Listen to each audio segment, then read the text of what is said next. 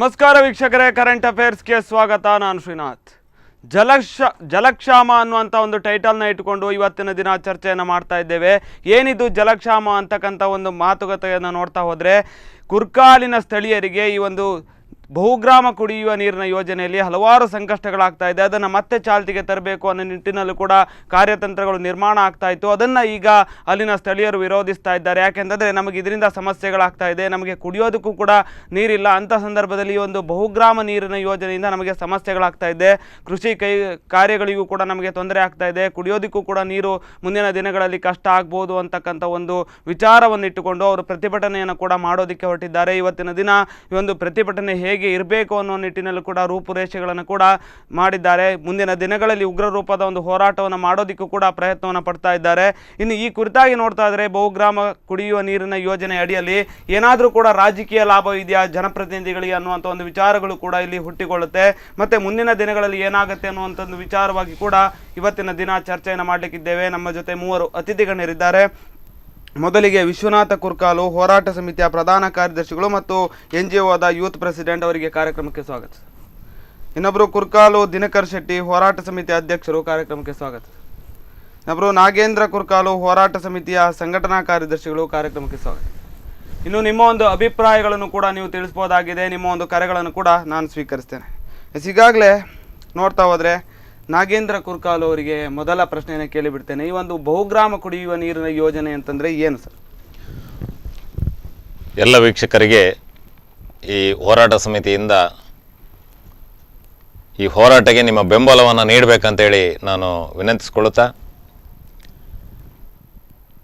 ಬಹುಗ್ರಾಮ ಕುಡಿಯುವ ನೀರಿನ ಯೋಜನೆ ಅಲ್ಲ ಇದು ಪುರಸಭೆಗೆ ನೀರನ್ನು ಒದಗಿಸುವಂಥ ಯೋಜನೆ ಆಗಿದ್ದರಿಂದ ಬಹುಗ್ರಾಮ ಕುಡಿಯುವ ನೀರಿನ ಯೋಜನೆಯನ್ನು ಹಲವಾರು ವರ್ಷಗಳಿಂದ ಇದರ ಕೂಗು ಕೇಳ್ತಾ ಬಂತು. ಆ ಸಂದರ್ಭದಲ್ಲಿದ್ದಂಥ ಪಂಚಾಯತ್ನ ನಮ್ಮ ಸದಸ್ಯರುಗಳು ಮತ್ತು ಅದಕ್ಕೆ ಸಂಬಂಧಪಟ್ಟವರು, ಊರಿನವರೆಲ್ಲ ಸೇರಿಕೊಂಡು, ಈಗಿನ ನಮ್ಮ ಅಧ್ಯಕ್ಷರು ದಿನಕರ್ ಮಾಸ್ಟರ್ ಕೂಡ ಸೇರಿಕೊಂಡು ಆವತ್ತು ಅದನ್ನು ವಿರೋಧ ಮಾಡಿ ಅದು ವಾಪಸ್ ಹೋಗಿದೆ. ಆದರೆ ಅದು ಕೂಗು ಕೇಳ್ತಾನೇ ಇತ್ತು, ಬಹುಗ್ರಾಮ ನೀರು ಕುಡಿಯುವ ನೀರಿನ ಯೋಜನೆ ಮಾಡಬೇಕು ಎಂಬುದು. ಆದರೆ ಈಗ ಬಂದಿರತಕ್ಕಂಥದ್ದು ಪುರಸಭೆಗೆ ನೀರು ಕುಡಿಯುವ ಯೋಜನೆಯನ್ನು ಮಾಡುವಂಥದ್ದು. ಪುರಸಭೆಗೆ ನಮ್ಮಲ್ಲಿಂದ ಕುರ್ಕಾಲಿನಿಂದ 100 HP ಪೈಪನ್ನು ಅಳವಡಿಸಿ 1 ಅಡಿ ಪೈಪಿನ ಮುಖಾಂತರ ನೀರನ್ನು ತೆಗೆದುಕೊಂಡು ಹೋದರೆ, ಬಹುಶಃ ನಾವೀಗ ನಮ್ಮ ಕುರ್ಕಾಲು ಗ್ರಾಮ ಪಂಚಾಯತ್, ಮಣಿಪುರ ಗ್ರಾಮ ಪಂಚಾಯತ್ ಬೆಳ್ಳೆಗೆ ನೀರು ಒದಗಿಸುವಾಗಲೇ ನಮ್ಮ ಹೊಳೆಯಲ್ಲಿ ನೀರು ಖಾಲಿ ಆಗ್ತದೆ. ಅದನ್ನು ಬಿಟ್ಟು ಈಗ 100 HP ಹಾಕಿ 1 ಇಂಚ್ ಪೈಪಲ್ಲಿ ಒಂದು ಫೀಟ್ ಪೈಪಲ್ಲಿ ನೀರನ್ನು ತಗೊಂಡೋದ್ರೆ ಬಹುಶಃ ನಮ್ಮ ಬಾವಿಯಲ್ಲಿ ಇರತಕ್ಕಂಥ ನೀರು ಕೂಡ ಅಲ್ಲಿ ಬತ್ತಿ ಹೋಗುವಂಥದ್ದು. ನಾವು ಅದಕ್ಕಾಗಿ ನಮ್ಮ ಯಾರಿಗೆ ಕುಡಿಯುವ ನೀರಿನ ಯೋಜನೆ ನಮ್ಮ ಹೋರಾಟ ಅಲ್ಲ, ನಮ್ಮಲ್ಲಿರತಕ್ಕಂಥ ನೀರನ್ನು ಉಳಿಸುವಂಥ ಹೋರಾಟ. ಯಾಕೆ ಅಂತ ಹೇಳಿದರೆ ನಾವು ಬದುಕಬೇಕು, ನಮ್ಮ ಕೃಷಿಕರು ಬದುಕಬೇಕು. ನೋಡಿ, ಇವತ್ತು ಬಜೆಯವರು ಅವತ್ತು ತಡೆಯದಿದ್ದರಿಂದ ಇವತ್ತು ಅವರಿಗೆ ಪಂಪ್ ಸೆಟ್ ಇಲ್ಲ, ಪಂಪ್ ಹಾಕ್ಲಿಕ್ಕಿಲ್ಲ, ಕೃಷಿ ಮಾಡಲಿಕ್ಕಿಲ್ಲ. ಅಂಥ ಪರಿಸ್ಥಿತಿ ನಾಳೆ ನಮಗೆ ಬರಬಾರ್ದು. ನಮ್ಮ ನೀರನ್ನು ಉಳಿಸುವಂಥದ್ದು ಅಥವಾ ಬೇರೆ ಕಡೆಯಿಂದ ಅವರು ಯಾವ ರೀತಿ ಆದರೂ ಅದಕ್ಕೆ ಆಲ್ಟರ್ನೇಟಿವ್ ವ್ಯವಸ್ಥೆ ಮಾಡ್ಕೊಂಡು ಹೋಗ್ಬೋದು, ಅದು ನಾವು ಅದನ್ನು ಇದು ಮಾಡ್ತಾನೆ. ಆದರೆ ನಮ್ಮಲ್ಲಿ ಹೋಗುವಂಥ ನೀರನ್ನು ನಾವು ಖಂಡಿತವಾಗಿ ವಿರೋಧ ವ್ಯಕ್ತಪಡಿಸ್ತೇವೆ. ಅದರಿಂದ ಯಾವುದೇ ರೀತಿಯ ನಮ್ಮಲ್ಲಿಂದ ಒಂದು ಸ್ವಲ್ಪ ಕೂಡ ನೀರನ್ನು ನಾವು ಪುರಸಭೆಗೆ ತಗೊಂಡು ಹೋಗ್ಲಿಕ್ಕೆ ಬಿಡುವುದೇ ಇಲ್ಲ. ಇದು ನಮ್ಮ ಇವತ್ತಿನ ಹೋರಾಟದ ಎಲ್ಲ ಸದಸ್ಯರ ನಿರ್ಣಯ ಕೂಡ ಆಗಿದೆ. ಹಾಗಾಗಿ ಊರಿನವರು ಕೂಡ ಇವತ್ತು ಹೆಚ್ಚಿನ ಸಂಖ್ಯೆಯಲ್ಲಿ ಬಂದು ಅದಕ್ಕೆ ಬೆಂಬಲವನ್ನು ಕೊಟ್ಟಿದ್ದಾರೆ. ಬೇರೆ ಈಗ ನಿನ್ನೆ ಮಣಿಪುರದಲ್ಲಿ ಕೂಡ ಅದೇ ರೀತಿ ಸಮಿತಿಗಳಾಗಿದೆ, ಮೂಡುಬೆಳ್ಳೆಯಲ್ಲಿ ಕೂಡ ಆಗ್ತದೆ ಈಗ. ಹಾಗಾಗಿ ಖಂಡಿತವಾಗಿ ನಾವು ಬಹುಗ್ರಾಮ ಅಂತೇಳಿ ಅಲ್ವ, ಇದು ಪುರಸಭೆಗೆ ಹೋಗುವಂಥ ನೀರನ್ನು ನಾವು ಖಂಡಿತವಾಗಿ ವಿರೋಧ ವ್ಯಕ್ತಪಡ್ತೇವೆ. ಯಾಕಂತ ಹೇಳಿದರೆ ಅಷ್ಟೊಂದು ನೀರು ಬಹುಗ್ರಾಮ ನೀರಿಗಾದರೆ ಒಂದು ಸಣ್ಣ ಫಿಲ್ಟರಲ್ಲಿ ನೀರು ಮಾಡಿ 3 ಪಂಚಾಯತಿಗೆ ಹೋಗುವಂಥದ್ದು ಅಷ್ಟು ಏನು ದೊಡ್ಡ ಸಮಸ್ಯೆ ಆಗ್ತಾ ಇರಲಿಲ್ಲ. ಇದು ಪುರಸಭೆಗೆ ಹೋಗುವಂಥದ್ದು, ಪುರಸಭೆಗೆ ಸ್ವಲ್ಪ ಕೂಡ ನೀರು ಸಾಕಾಗೋದಿಲ್ಲ. ಈಗ ಮೊನ್ನೆ ಕೂಡ ನಿಮ್ಮ ಮಾಧ್ಯಮದಲ್ಲಿ ಬೇರೆ ಕಡೆ ಎಲ್ಲ ನೋಡಿದ್ದೇವೆ, ಕಟ್ಟಡ ಕಟ್ಟಲಿಕ್ಕೆ ನೀರು ಬೇಕು, ಅಷ್ಟು ನೀರನ್ನು ಕೊಡಬೇಕಲ್ಲ. ನಮ್ಮ ಪಂಚಾಯತ್ಗಳೆಲ್ಲ ಅಷ್ಟು ನೀರು ಹೋಗುವುದಿಲ್ಲ. ಹಾಗಾಗಿ ನಮ್ಮಲ್ಲಿರತಕ್ಕಂಥ ಕೃಷಿಕರಿಗೆ, ಮಲ್ಲಿಗೆ ಕೃಷಿಕರಿಗೆ, ಅದೇ ರೀತಿ ಬೇರೆ ಉದ್ಯಮವನ್ನು ನಡೆಸ್ಕೊಂಡು ಪೋಲ್ಟ್ರಿ ಫಾರ್ಮ್ ಇರ್ಬೋದು ಅಥವಾ ಹೈನುಗಾರಿಕೆ ಇರ್ಬೋದು, ಕೃಷಿಕರು ಬೇರೆ ಇದರಲ್ಲಿ ಮಾಡುವವರು, ನಮ್ಮ ಆಸುಪಾಸಿನ ಗ್ರಾಮಗಳು ನಾವೆಲ್ಲ ಸೇರಿಕೊಂಡು ಇವತ್ತು ಒಂದು ದೊಡ್ಡ ನಿರ್ಣಯವನ್ನು ತೆಗೆದುಕೊಂಡಿದ್ದೇವೆ. ಮುಂದೆ ಈ ಹೋರಾಟ ಖಂಡಿತವಾಗಿ ಈ ಯೋಜನೆಯನ್ನು ಕೈ ಬಿಡುವ ತನಕ ನಮ್ಮ ಹೋರಾಟ ನಡೀತಾ ಇರ್ತದೆ. ದಿನಕರ್ ಶೆಟ್ರೆ, ಈಗಾಗಲೇ ಇವರು ಹೇಳಿದ್ರು ಹಲವಾರು ವರ್ಷಗಳಿಂದ ಕೂಡ ಇದೇ ರೀತಿಯಲ್ಲಿ ಕೂಗುಗಳು ಕೇಳಿ ಬರ್ತಾ ಇತ್ತು. ಈ ಒಂದು ನೀರಿನ ಯೋಜನೆ ಆಗಿರ್ಬೋದು ಅಥವಾ ಕಾಪು ಪುರಸಭೆ ವಿಚಾರದಲ್ಲೂ ಕೂಡ ಸಾಕಷ್ಟು ವರ್ಷಗಳಿಂದ ಈ ಒಂದು ಕೂಗು ಕೇಳಿ ಬರ್ತಾ ಇತ್ತು ಅಂತ. ಮತ್ತೆ ಹಿಂದಿನ 2002ರಲ್ಲಿ ಸ್ಟಾರ್ಟ್ ಆದಂಥ ಒಂದು ಯೋಜನೆಯನ್ನ ಕೊನೆಗೆ ಅದನ್ನು ವಿರೋಧವನ್ನು ಮಾಡಿ ತಡೆದು ನಿಲ್ಲಿಸಿದ್ರು ಅನ್ನುವಂಥ ಒಂದು ಮಾಹಿತಿಗಳು ಕೂಡ ಕೇಳಿ ಬರ್ತಾ ಇತ್ತು. ಏನು ಹೇಳ್ತೀರಿ ಈ ಕುರಿತಾಗಿ? 2002ರಲ್ಲಿ ವಸಂತ ಸಾಲೇಂದ್ರವರು ಶಾಸಕರಾಗಿದ್ದಾಗ ನಮ್ಮಲ್ಲಿ ಈ ಒಂದು ಪ್ರಸ್ತಾಪನೆಯನ್ನು ಮಾಡಿದರು. ನಾವು ಆ ಸಂದರ್ಭದಲ್ಲಿ ಒಪ್ಪಿ ಮನೆ ಒಂದು ನಮ್ಮ ಊರವ್ರನ್ನ ಒಟ್ಟು ಮಾಡಿ ವಿಮರ್ಶೆ ಮಾಡುವಾಗ ಇದು ದೊಡ್ಡ ಪ್ರಾಜೆಕ್ಟ್, ಖಂಡಿತ ಇದರಿಂದ ನಮ್ಗೆ ತೊಂದರೆ ಇದೆ ಎಂಬುದನ್ನು ತಿಳ್ಕೊಂಡು ನಾವು ವಾಪಸ್ಸು ವಸಂತ ಸಾಲೇಂದ್ರ ಹತ್ರ ಕೇಳಿಕೊಂಡೆವು, ದಯವಿಟ್ಟು ಈ ಯೋಜನೆಯನ್ನು ಮಾಡಬೇಡಿ, ಮಾಡಿದರೆ ನಮ್ಮ ಗ್ರಾಮಕ್ಕೆ ದೊಡ್ಡ ತೊಂದರೆ ಇದೆ ಎಂಬುದನ್ನು ಕೇಳಿಕೊಂಡಾಗ ಅವರು ಹೇಳಿದರು, ಖಂಡಿತ ಊರನ್ನು ಮಿಕ್ಕಿ ನಿಮಗೆ ವಿರುದ್ಧವಾಗಿ ನಾನು ಈ ಯೋಜನೆಯನ್ನು ಮಾಡೋದಿಲ್ಲ ಅಂತ ಹೇಳ್ಕೊಂಡು ಆವತ್ತೇ ಕೈ ಬಿಟ್ಟಿದ್ದರು. ಆ ನಂತರದ ದಿನಗಳಲ್ಲಿ ಹೊಸ ಶಾಸಕರು ಬಂದಾಗ ಎಲ್ಲ ಕಡೆಗಳಲ್ಲಿ ಅಂದರೆ ಮಟ್ಟಿಗೆ ಹೋದರೆ ಮಟ್ಟಲ್ಲಿ ಹೇಳೋದು ನಿಮಗೆ ಬೇಕಾದಂಥ ವ್ಯವಸ್ಥೆ ನೀರಿನ ವ್ಯವಸ್ಥೆಯನ್ನು ಕುರ್ಕಾಲಿನಿಂದ ಮಾಡಿಸ್ತೇವೆ, ಮೂಡುಬೆಟ್ಟಿಗೆ ಹೋದರೆ ಅಲ್ಲಿ ಹೇಳೋದು ನಿಮಗೆ ಕುರ್ಕಾಲಿನಿಂದ ನೀರನ್ನು ವ್ಯವಸ್ಥೆ ಮಾಡ್ತೇವೆ, ಎಣ್ಣೆಗುಡ್ಡೆಗೆ ಹೋಗಿ ಅದೇ ಮಾತನ್ನು ಹೇಳೋದು. ಇದೇ ರೀತಿ ಸುತ್ತಮುತ್ತಲಿನ ಗ್ರಾಮಗಳಿಗೆಲ್ಲ ಹೋಗಿ ಕುರ್ಕಾಲಿನಿಂದ ಬಹುಗ್ರಾಮ ಕುಡಿಯುವ ನೀರಿನ ಯೋಜನೆಯನ್ನು ಮಾಡ್ತೇವೆ ಎಂಬುದನ್ನು ಹೇಳ್ತಾ ಬರ್ತಾ ಇದ್ದಾರೆ. ನಾವು ಅದನ್ನು ಒಪ್ಪಿದ್ದೇವೆ. ಯಾಕಂತೇಳಿದ್ರೆ ನಾವು ಉಣ್ಣುವುದರಲ್ಲಿ ಸ್ವಲ್ಪ ಕೊಡುವುದಕ್ಕೆ ನಾವು ಯಾವತ್ತೂ ಬದ್ಧರಿದ್ದೇವೆ. ಆದರೆ ನಮ್ಮನ್ನು ಹೊಟ್ಟೆ ಖಾಲಿ ಮಾಡಿ ಇನ್ನೊಬ್ಬರಿಗೆ ಕೊಡುವುದಕ್ಕೆ ನಾವು ಖಂಡಿತ ವಿರೋಧವಿದೆ. ಇದಕ್ಕೆ ಕಾರಣ ಅಂತ ಹೇಳಿದ್ರೆ ಇಲ್ಲಿವರೆಗೆ ನಿನ್ನೆ 11/2/2019 ಕೂಡ ನಮ್ಮ ಕಿವಿಗೆ ಕೇಳ್ತಿದ್ದದ್ದು ಬಹುಗ್ರಾಮ ಕುಡಿಯುವ ನೀರಿನ ಯೋಜನೆ ಅಂತ ಹೇಳ್ಕೊಂಡು. ಆದರೆ 11ನೇ ತಾರೀಕು ಬಂದಂಥ ಅಧಿಕಾರಿಗಳು ಗ್ರಾಮದಲ್ಲಿ ಇರುವಂಥ ಲೀಡರ್ಸ್ಗಳನ್ನು ನಾಯಕರನ್ನು ಸೇರಿಸಿ ಒಂದು ಮೀಟಿಂಗನ್ನು ಮಾಡಿದರು. ಆ ಸಂದರ್ಭದಲ್ಲಿ ನಿಜವಾದ ಇಲ್ಲಿಯ ಬೆಳವಣಿಗೆ ಈ ಒಂದು ಪ್ರಾಜೆಕ್ಟ್ನ ಅರ್ಥ ನಮಗೆ ಗೊತ್ತಾದದ್ದು ಆ ದಿವಸ. ಅಲ್ಲಿವರೆಗೆ ನಿಜವಾಗಿ ಪ್ರಜಾಪ್ರಭುತ್ವದಲ್ಲಿ ಎಲ್ಲ ಕಡೆ ಹೇಳ್ತಾ ಇದ್ದಾರೆ ಗ್ರಾಮ ಪಂಚಾಯತಿ ಸುಪ್ರೀಂ.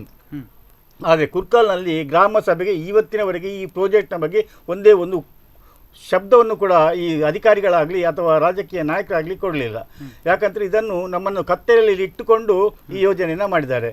ಈ ಯೋಜನೆ ನಿಜವಾಗಿ ನಗರಸಭೆಗೆ ಕಾಪು ನಗರಸಭೆಗೋಸ್ಕರ ಮೀಸಲಾಗಿರುವಂಥ ಇನ್ನೂ ಯೋಜನೆ ಇದು. ಇಲ್ಲಿಂದ ನೀರನ್ನು ಲಿಫ್ಟ್ ಮಾಡಿ ಇನಂಜೇಲಿ ಅದನ್ನು ಕ್ರೋಢೀಕರಿಸಿ ಅಲ್ಲಿಂದ ಬೇರೆ ಬೇರೆ ಕಾಪಿನ ಎಲ್ಲ ಭಾಗಕ್ಕೆ ನೀರನ್ನು ಸಪ್ಲೈ ಮಾಡುವಂಥದ್ದು. ನಿಜವಾಗಿ ನಾನು ಹೇಳೋದಾದರೆ ನಮಗೆ ಕಾಪು ತಾಲೂಕು ಬೇಡ ಇತ್ತು, ನಮಗೆ ಇದು ಕಾಪು ನಗರಸಭೆ ಕೂಡ ಖಂಡಿತ ಬೇಡವಿತ್ತು. ಇದು ಖಾಲಿ ಇವರ ರಾಜಕೀಯ ಕುಮ್ಮಕ್ಕಿನಿಂದ ಇದು ಮಾಡ್ತಾ ಇದ್ದಾರೆ ಬಿಟ್ಟರೆ ಜನ ಉದ್ಧಾರಕ್ಕಾಗಲಿ ಅಥವಾ ಗ್ರಾಮೀಣ ಪ್ರದೇಶದ ಜನರ ಉದ್ಧಾರಕ್ಕಾಗಲಿ ಮಾಡ್ತಾ ಇಲ್ಲ. ನಮಗೆ ಇವತ್ತು ನೋವೇನಂತ ಹೇಳಿದ್ರೆ ಉತ್ತರ ಪ್ರದೇಶ ಜನರು ಎಷ್ಟೋ ಜನ ಕೃಷಿಕರು ಬೇರೆ ಬೇರೆ ರೂಪದ ಸಾಲಗಳನ್ನು ಮಾಡಿ ಅವರ ಹೊಟ್ಟೆ ತುಂಬಿಸಲಿಕ್ಕೆ ಅಲ್ಲಿಂದ ಬರುವಂಥ ಉತ್ಪತ್ತಿ ಸಾಕಾಗದೆ ಪ್ರಾಣ ಕಳ್ಕೊಂಡಿದ್ದಾರೆ. ಆದರೆ ಉಡುಪಿ ಜಿಲ್ಲೆಯಲ್ಲಿ ಇಷ್ಟ ತನಕ ಯಾರೂ ಪ್ರಾಣ ಕಳ್ಕೊಳ್ಳಿಲ್ಲ.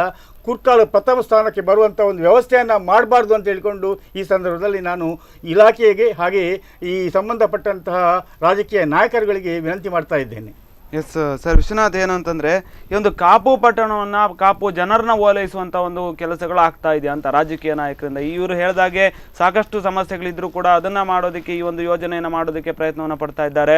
ಗ್ರಾಮ ಪಂಚಾಯತಿಗೂ ಕೂಡ ಒಂದೇ ಒಂದು ಮಾತನ್ನು ಕೂಡ ಹೇಳಲಿಲ್ಲ ಅಂತಕ್ಕಂಥ ವಿಷಯವನ್ನು ನೋಡ್ತಾ ಹೋದರೆ ಕೇವಲ ಇದು ಕಾಪು ಜನರನ್ನ ಓಲೈಸುವಂಥ ಒಂದು ಕೆಲಸಗಳು ಆಗ್ತಾ ಇದೆಯಾ ಅಂತ.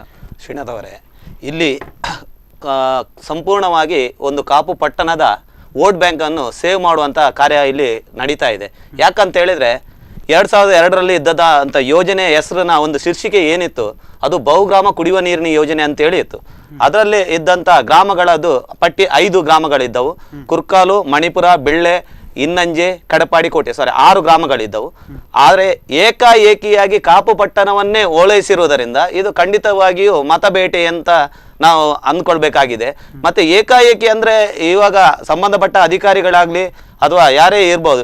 ಈಗ ಕುರ್ಕಾಲು ಪಂಚಾಯತ್ನಲ್ಲಿ 14 ಸದಸ್ಯರಿದ್ದಾರೆ, ಬೆಳ್ಳೆ ಪಂಚಾಯತ್ನಲ್ಲಿ 18 ಸದಸ್ಯರು, ಬಹುತೇಕ ಮಣಿಪುರದಲ್ಲಿ 16 ಸದಸ್ಯರು ಒಳಗೊಂಡಂಥ ಒಂದು ಟೀಮ್ಗಳಿವೆ. ಅಂದರೆ ಜನರಿಂದ ಚುನಾಯಿತರಾದಂಥ ಸದಸ್ಯರುಗಳಿದ್ದಾರೆ. ಇವರಿಗೆ ಒಂದು ಮಾಹಿತಿ ಬಿಟ್ಟು 3 PDOಗಳು ಅಂದರೆ ಪಂಚಾಯತ್ ಅಭಿವೃದ್ಧಿ ಅಧಿಕಾರಿಗಳು ಯಾರಿಗೂ ಒಂದು ಸಣ್ಣ ಸುಳಿವು ಇಲ್ಲದೆ ಈ ಥರದ ಏಕಾಏಕಿ ಟೆಂಡರ್ ಕರೆದು ಬಿಟ್ಟು ಇನ್ನು ಕೆಲವೇ ದಿನದ ಟೆಂಡರ್ ಓಪನ್ ಆಗ್ತಾ ಇದೆ. ಆಲ್ರೆಡಿ ಟೆಂಡರ್ ಪ್ರತಿಗಳು ಸಹ ನಮಗೆ ಸಿಕ್ಕಿವೆ. ಅಂದರೆ ಇದರ ಅರ್ಥವೇ ನಮಗೆ ಅಲ್ಲಿ ಸ್ಪಷ್ಟವಾಗಿ ಕಂಡುಕೊಳ್ತಾ ಇದೆ. ಯಾಕಂದರೆ ಒಂದೇ ಒಂದು ಪ್ರದೇಶವನ್ನ ಓಲೈಸುವುದಕ್ಕೋಸ್ಕರವಾಗಿ ಇದು ರಾಜಕೀಯವಾಗಿ ಮಾಡಿರುವಂತ ಷಡ್ಯಂತ್ರ ಖಂಡಿತವಾಗಿ ಹೌದು. ಅಲ್ಲ, ಯಾರು ಈ ಒಂದು ಕಾಪು ಜನರನ್ನ ಓಲೈಸುವಂತ ಒಂದು ಕೆಲಸಗಳನ್ನ ಮಾಡ್ತಾ ಇದ್ದಾರೆ ಅಂತ? ಇವಾಗ ಅಂದ್ರೆ ಮಹಾನ್ ನಾಯಕರ ಕೈವಾಡವೇ ಇರಬೇಕು, ಯಾರು ಮಾಡ್ತಾ ಇದ್ದಾರೆ ಅಂತ. ಇವಾಗ ಅಂದ್ರೆ ಕಳೆದ ಒಂದು MLA ಎಲೆಕ್ಷನ್ ಟೈಮ್ ಅಲ್ಲಿ ಸೊರಕೆ ಅವರ ಬಾಯಿಯಲ್ಲೇ ಜಾಸ್ತಿಯಾಗಿ ಈ ಯೋಜನೆಗಳ ಪ್ರಚಾರಗಳು ಬರ್ತಾ ಇತ್ತು. ಈ ಅಂದ್ರೆ ಬಹುತೇಕ ಎಲ್ಲ ಕಡೆನೂ ಇದೇ ಅವರ ಒಂದು ಪ್ರಚಾರಗಳು ಬರ್ತಾ ಇತ್ತು. ಆದ್ರೆ ಅದನ್ನು ಇಂಪ್ಲಿಮೆಂಟ್ ಆವಾಗ ಅವರು ಮಾಡಿರ್ಬಹುದು. ಇವಾಗ ಅವರದೇ ಸಮ್ಮಿಶ್ರ ಸರ್ಕಾರ ಇದೆ, ಬಹುತೇಕ ಅವರು ಮಾಡಿರ್ಲೂಬಹುದು. ಯಾರು ಮಾಡಿದಾರೆ ಅಂತ ಹೇಳಿ ಇನ್ನು ನಾವು, ಯಾಕಂದ್ರೆ 2005ರ ಏನು ಮಾಹಿತಿ ಹಕ್ಕು ಅಧಿನಿಯಮದ ಅಡಿಯಲ್ಲಿ ಈಗ ಅದನ್ನು ಪ್ರಶ್ನಿಸುವರಿದ್ದೇವೆ. ಅದರಲ್ಲಿ ಪ್ರಶ್ನಿಸಿದ ನಂತರ ನಮಗೆ ಇದು ಪೂರ್ಣ ಮಾಹಿತಿ ಸಿಗಬಹುದು. ಎಸ್, ಈಗಾಗಲೇ ಅವ್ರು ಹೇಳಿದಾಗೆ ಕಾಪು ಪುರಸಭೆ ವ್ಯಾಪ್ತಿಯಲ್ಲಿ ಅಂದರೆ ಕೂಡ ಈ ಒಂದು ಕುರ್ಕಾಲಿನ ಜನರಿಗೆ ಮತ್ತು ಇಲ್ಲಿನ ಕೆಲವು 3 ಮಣಿಪುರ ಆಗಿರ್ಬೋದು, ಕುರ್ಕಾಲು ಆಗಿರ್ಬೋದು, ಸಾಕಷ್ಟು ಜನರಿಗೆ ತೊಂದರೆ ಆಗ್ತಾ ಇದೆ ಅಂತ ಗೊತ್ತಿದ್ದು ಕೂಡ ಈ ಯೋಜನೆಯನ್ನು ಮಾಡಲೇಬೇಕು ಅಂತ ಕಾಪು ಪುರಸಭೆಯವರು ಹೊರಟಿರೋದು ಯಾಕೆ ಅಂತ. ಅದು ಕೂಡ ಗ್ರಾಮ ಸಭೆಯನ್ನಾಗಲಿ ಅಥವಾ ಗ್ರಾಮಸ್ಥರನ್ನಾಗಲಿ ಒಂದೇ ಒಂದು ಮಾತು ಕೇಳಿದೆ, ಈ ಒಂದು ಯೋಜನೆಯನ್ನು ತನ್ನಿಂದ ತಾನಾಗಿ ಅವರೇ ಒಂದು ಮೇಯ್ನ್ ಹೈಕಮಾಂಡ್ ರೀತಿಯಲ್ಲಿ ಬಂದು ಮಾಡ್ತಾ ಇರೋದು ಯಾಕೆ ಅಂತ. ಬಹುಶಃ ಒಂದು ಪುರಸಭೆ ಆದ ನಂತರ ಅದಕ್ಕೆ ಬೇಕಾದ ಮೂಲಸೌಕರ್ಯಗಳನ್ನು ಕೊಡಬೇಕು. ಅದು ಕೊಡಬಾರ್ದು ಅಂತೇಳಿ ಯಾರು ಹೇಳುವುದಿಲ್ಲ. ಆದರೆ ಎಲ್ಲಿಂದ ಕೊಡಬೇಕು, ಯಾವ ರೀತಿ ಕೊಡಬೇಕು, ಯೋಜನೆಗಳು ಯಾವ ರೀತಿ ಹಾಕ್ಕೊಳ್ಳಬೇಕು, ಅದನ್ನು ಮತ್ತೆ ಎಲ್ಲಿಯಾದರೂ ಒಂದು ಯೋಜನೆಯನ್ನು ಹಾಕ್ಕೊಂಡು ಅಲ್ಲಿಂದ ತರಿಸ್ಬೇಕಾದ್ರೆ ಅಲ್ಲಿಯ ಜನಪ್ರತಿನಿಧಿಗಳು, ಈಗ ನಾವು ಕೂಡ ಪಂಚಾಯತ್ನಿಂದ ಆಯ್ಕೆಯಾದವರು, ಒಂದು ಸದಸ್ಯರಿಂದಲೇ ಓಟಿನ ಮುಖಾಂತರ ಆಯ್ಕೆಯಾದವರು. ನಮ್ಮ 14 ಜನ ಕುರ್ಕಲ್ನಲ್ಲಿ ಇದ್ದೇವೆ. ನಮ್ಮ ಗಮನಕ್ಕೆ ಬರಲಿಲ್ಲ. ನಾವು ಒಂದು ದಿವಸ ಕೂಡ ನಮಗೆ ಅದರ ಮೀಟಿಂಗ್ ಬರಲಿಲ್ಲ. ನಾವು ಪ್ರತಿ ತಿಂಗಳು ಮೀಟಿಂಗ್ ಸೇರ್ತೇವೆ, ಆದರೆ ಒಂದು ದಿವಸ ಕೂಡ ನಮಗೆ ಅದರ ಗಮನಕ್ಕೆ ಬರಲಿಲ್ಲ. ಒಂದು ಅದೇ ರೀತಿ 3 ಗ್ರಾಮ ಪಂಚಾಯತಿ ಕೂಡ ಗಮನಕ್ಕೆ ಬರದೆ ಇವರು ಏಕಾಏಕಿ ನಮ್ಮಲ್ಲಿದ್ದಾರೆ ನೀರನ್ನು ತಗೊಂಡು ಹೋಗ್ತೇವೆ ಅಂತ ಹೇಳುವಾಗ ಅದರ ಸಾಧಕ ಬಾಧಕಗಳನ್ನು ನೋಡ್ಬೇಕಿತ್ತು. ಇವರು ಬಂದು ಗ್ರಾಮಸ್ಥರನ್ನ ಕರೆದುಕೊಂಡು ಹೋಗಿ ಈ ಬೇಸಿಗೆಯಲ್ಲಿ ನೀರಿದೆಯಾ ಇಲ್ವಾ, 1-2 ವರ್ಷ ಮೊದಲೇ ಅದನ್ನ ಬಂದು ನಮ್ಮಲ್ಲಿ ಅದರ ವ್ಯವಸ್ಥೆಗಳು ಯಾವ ರೀತಿ ಇದೆ, ಇಲ್ಲಿಂದ ನೀರು ತೆಗೆದುಕೊಂಡು ಹೋದ್ರೆ ಅದರ ಪರಿಣಾಮ ಏನು, ಅಷ್ಟು ನಮಗೆ 100 HP ಪಂಪ್ ಹಾಕಿ ತೆಗೆದುಕೊಂಡು ಹೋಗುವಂತ ನೀರು ಇದೆಯಾ, ಅಲ್ಲಿ ಎಷ್ಟು ಗಂಟೆ ಸಿಗ್ಬೋದು, ಇದನ್ನೆಲ್ಲ ಆಲೋಚನೆ ಮಾಡಬೇಕಿತ್ತು. ಮತ್ತೆ ಇವರು ಏಕಾಏಕಿ ಬಂದು ಈಗ ಕರೆದು ನಾವೆಲ್ಲ ಟೆಂಡರ್ ಪ್ರಕ್ರಿಯೆಯನ್ನು ಮಾಡಿದ್ದೇವೆ, ಇದು ಯೋಜನೆ ತರ್ತೇವೆ ಅಂತ ಹೇಳಿದರೆ ಅದು ಎಷ್ಟರ ಮಟ್ಟಿಗೆ ಸರಿ? ಗ್ರಾಮ ಪಂಚಾಯತ್ ಈಗ ನಮಗೆ ಕೂಡ ನಾವು ಗ್ರಾಮ ಪಂಚಾಯತ್ ಸದಸ್ಯರಾಗಿ ಆಯ್ಕೆ ಆದ ನಂತರ ನಮಗೆ ಅದರ ಟ್ರೈನಿಂಗಲ್ಲೂ ಕೂಡ ನಮ್ಮನ್ನು ಹೇಳಿದ್ದಾರೆ, ಗ್ರಾಮ ಪಂಚಾಯತ್ನಾಗೆ ಯಾವುದೇ ನಿರ್ಣಯ ಬೇಕಾದರೆ ಅಲ್ಲಿಯ ಸುಪ್ರಿಯರ್ ಅಂತೇಳಿ. ಆದರೆ ಈ ರೀತಿ ಆದರೆ ಯಾವ ರೀತಿ ಸರ್ಕಾರ ನಮಗೆ ಗ್ರಾಮ ಪಂಚಾಯತಿಗೆ ಒಂದು ಸವಲತ್ತನ್ನು ಕೊಡ್ತಾ ಇದೆ ಅಥವಾ ಅಧಿಕಾರವನ್ನು ಕೊಡ್ತಾ ಇದೆ? ಅಧಿಕಾರವನ್ನು ಕೊಡುವುದಿಲ್ಲ, ಕಸಿದುಕೊಳ್ತಾ ಇದ್ದಾರೆ.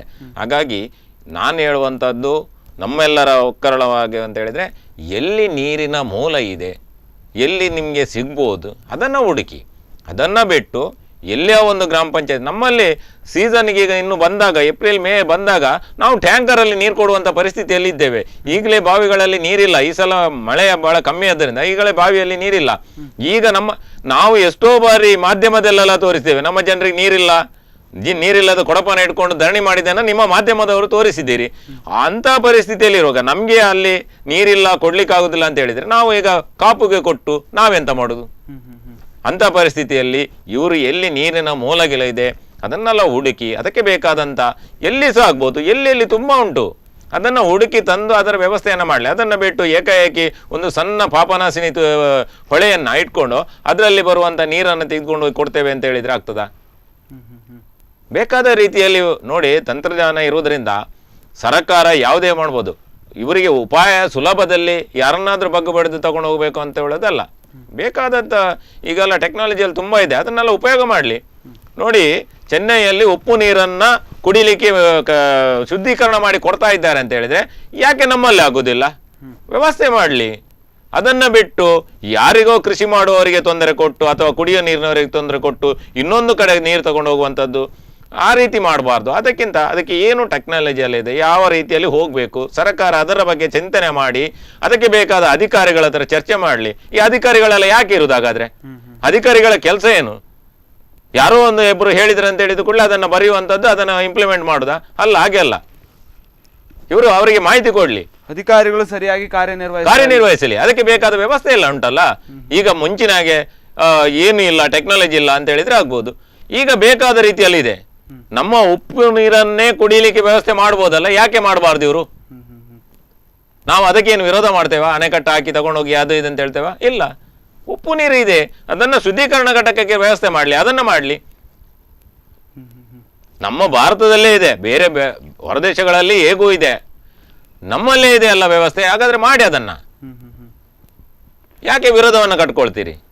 ಹಾಗಾದ್ರೆ ಜನಪ್ರತಿನಿಧಿಗಳು ಈಗ ಒಂದು ಕಾರ್ಯದಲ್ಲಿ ಅಥವಾ ಈ ಒಂದು ಬಹುಗ್ರಾಮ ಕುಡಿಯುವ ನೀರು ಆಯಿತು, ಈಗ ಕುರ್ಕಾಲು ಮತ್ತು ಮಣಿಪುರ ಒಂದು ಗ್ರಾಮ ಪಂಚಾಯಿತಿಯನ್ನು ಕೇಳದೆ ಒಂದು ಯೋಜನೆಯನ್ನು ಕಾಪು ಪುರಸಭೆ ಮಾಡ್ತಾ ಇದ್ದಾರೆ. ಆದರೆ ಜನಪ್ರತಿನಿಧಿಗಳ ಗಮನಕ್ಕೆ ಯಾವುದೇ ವಿಚಾರಗಳು ಕೂಡ ಬರಲಿಲ್ವಾ ಅಂತ?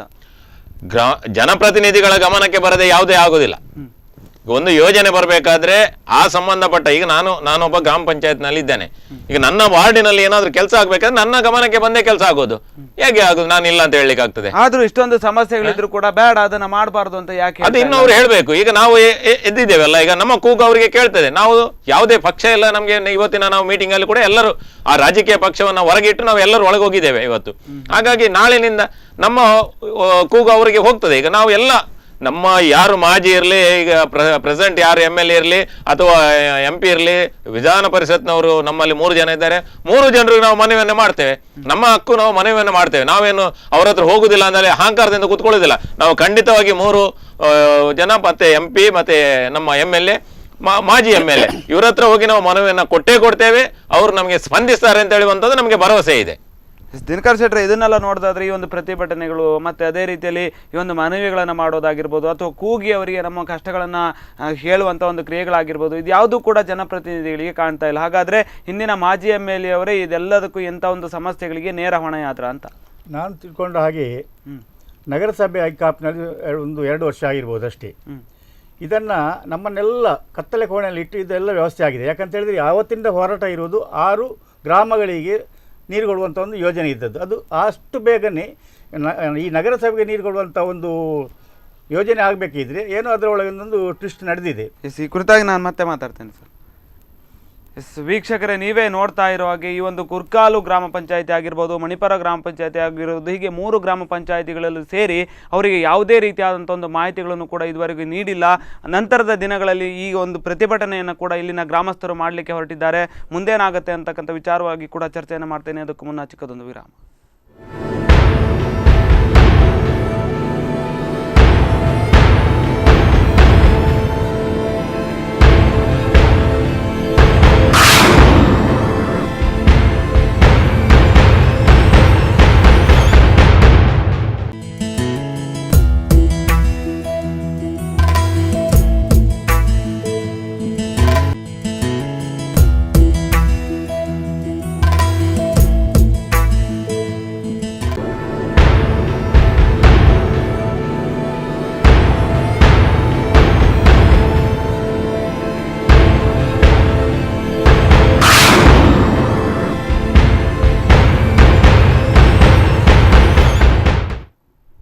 ವಿರಾಮದ ನಂತರ ಕರೆಂಟ್ ಅಫೇರ್ಸ್ಗೆ ಮತ್ತೆ ಸ್ವಾಗತ. ನಾವು ಮಾತಾಡ್ತಾ ಇದ್ವಿ ಒಂದು ಕುರ್ಕಾಲು ಮತ್ತು ಮಣಿಪುರ ಮತ್ತು ಅದೇ ರೀತಿಯಲ್ಲಿ ಬೆಳ್ಳೆ ಗ್ರಾಮ ಪಂಚಾಯಿತಿಗಳ ವಿಚಾರವಾಗಿ, ಅಲ್ಲಿನ ಗ್ರಾಮಸ್ಥರು ಅನುಭವಿಸುವಂಥ ಒಂದು ಸಂಕಷ್ಟಗಳ ವಿಚಾರವಾಗಿ, ಅದೇ ರೀತಿಯಲ್ಲಿ ಈ ಒಂದು ಯೋಜನೆ ಆದರೆ ಕಾಪು ಪುರಸಭೆಗೆ ನೀರು ಬಿಡುವಂಥ ಒಂದು ಯೋಜನೆ ಆದರೆ ಮುಂದಿನ ದಿನಗಳಲ್ಲಿ ಅವರು ಸಾಕಷ್ಟು ಸಂಕಷ್ಟಗಳನ್ನು ಅನುಭವಿಸಬೇಕು ಅನ್ನುವಂಥ ಒಂದು ವಿಚಾರವಾಗಿ ಕೂಡ ಮಾತಾಡ್ತಾ ಇದ್ವಿ. ದಿನಕರ್ ಶೆಟ್ಟಿ, ನಾನು ಈಗಷ್ಟೇ ಕೇಳಿದ್ದೆ, ಹಿಂದಿನ MLA ಅವರು, ಮಾಜಿ MLA ಅವರು ಇದಕ್ಕೆ ನೇರ ಹೊಣೆಯಾಗ್ತಾರೆ ಈ ಎಲ್ಲ ಒಂದು ಸಮಸ್ಯೆಗಳಿಗೆ ಅಂತ.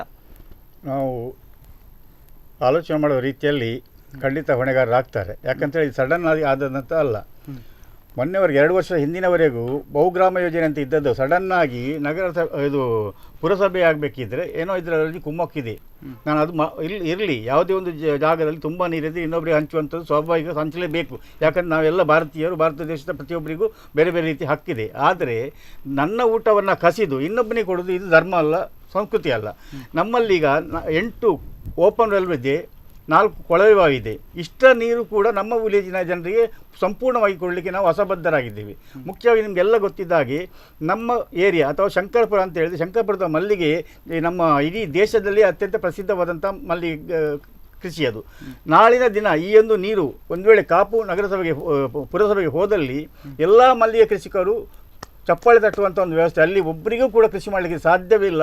ಒಂದು ಕಾಲದಲ್ಲಿ ಈ ಬಿಜಾಪುರದವರೆಲ್ಲ, ಉತ್ತರ ಕನ್ನಡದವರೆಲ್ಲ ನಮ್ಮಲ್ಲಿ ಬರ್ತಿದ್ದು. ಯಾಕಂತ ಹೇಳಿದ್ರೆ ಅಲ್ಲಿ ನೀರಿನ ವ್ಯವಸ್ಥೆ ಸರಿಯಾಗಿಲ್ಲ, ಬೆಳೆದ ಬೆಳೆ ಕೊಯ್ಲಿಕ್ಕೆ ಬರುವುದಿಲ್ಲ. ಅಂಥ ಪರಿಸ್ಥಿತಿಯಲ್ಲಿ ನಮ್ಮಲ್ಲಿ ಗೋಳೆ ಬಂದಿದ್ದಾರೆ.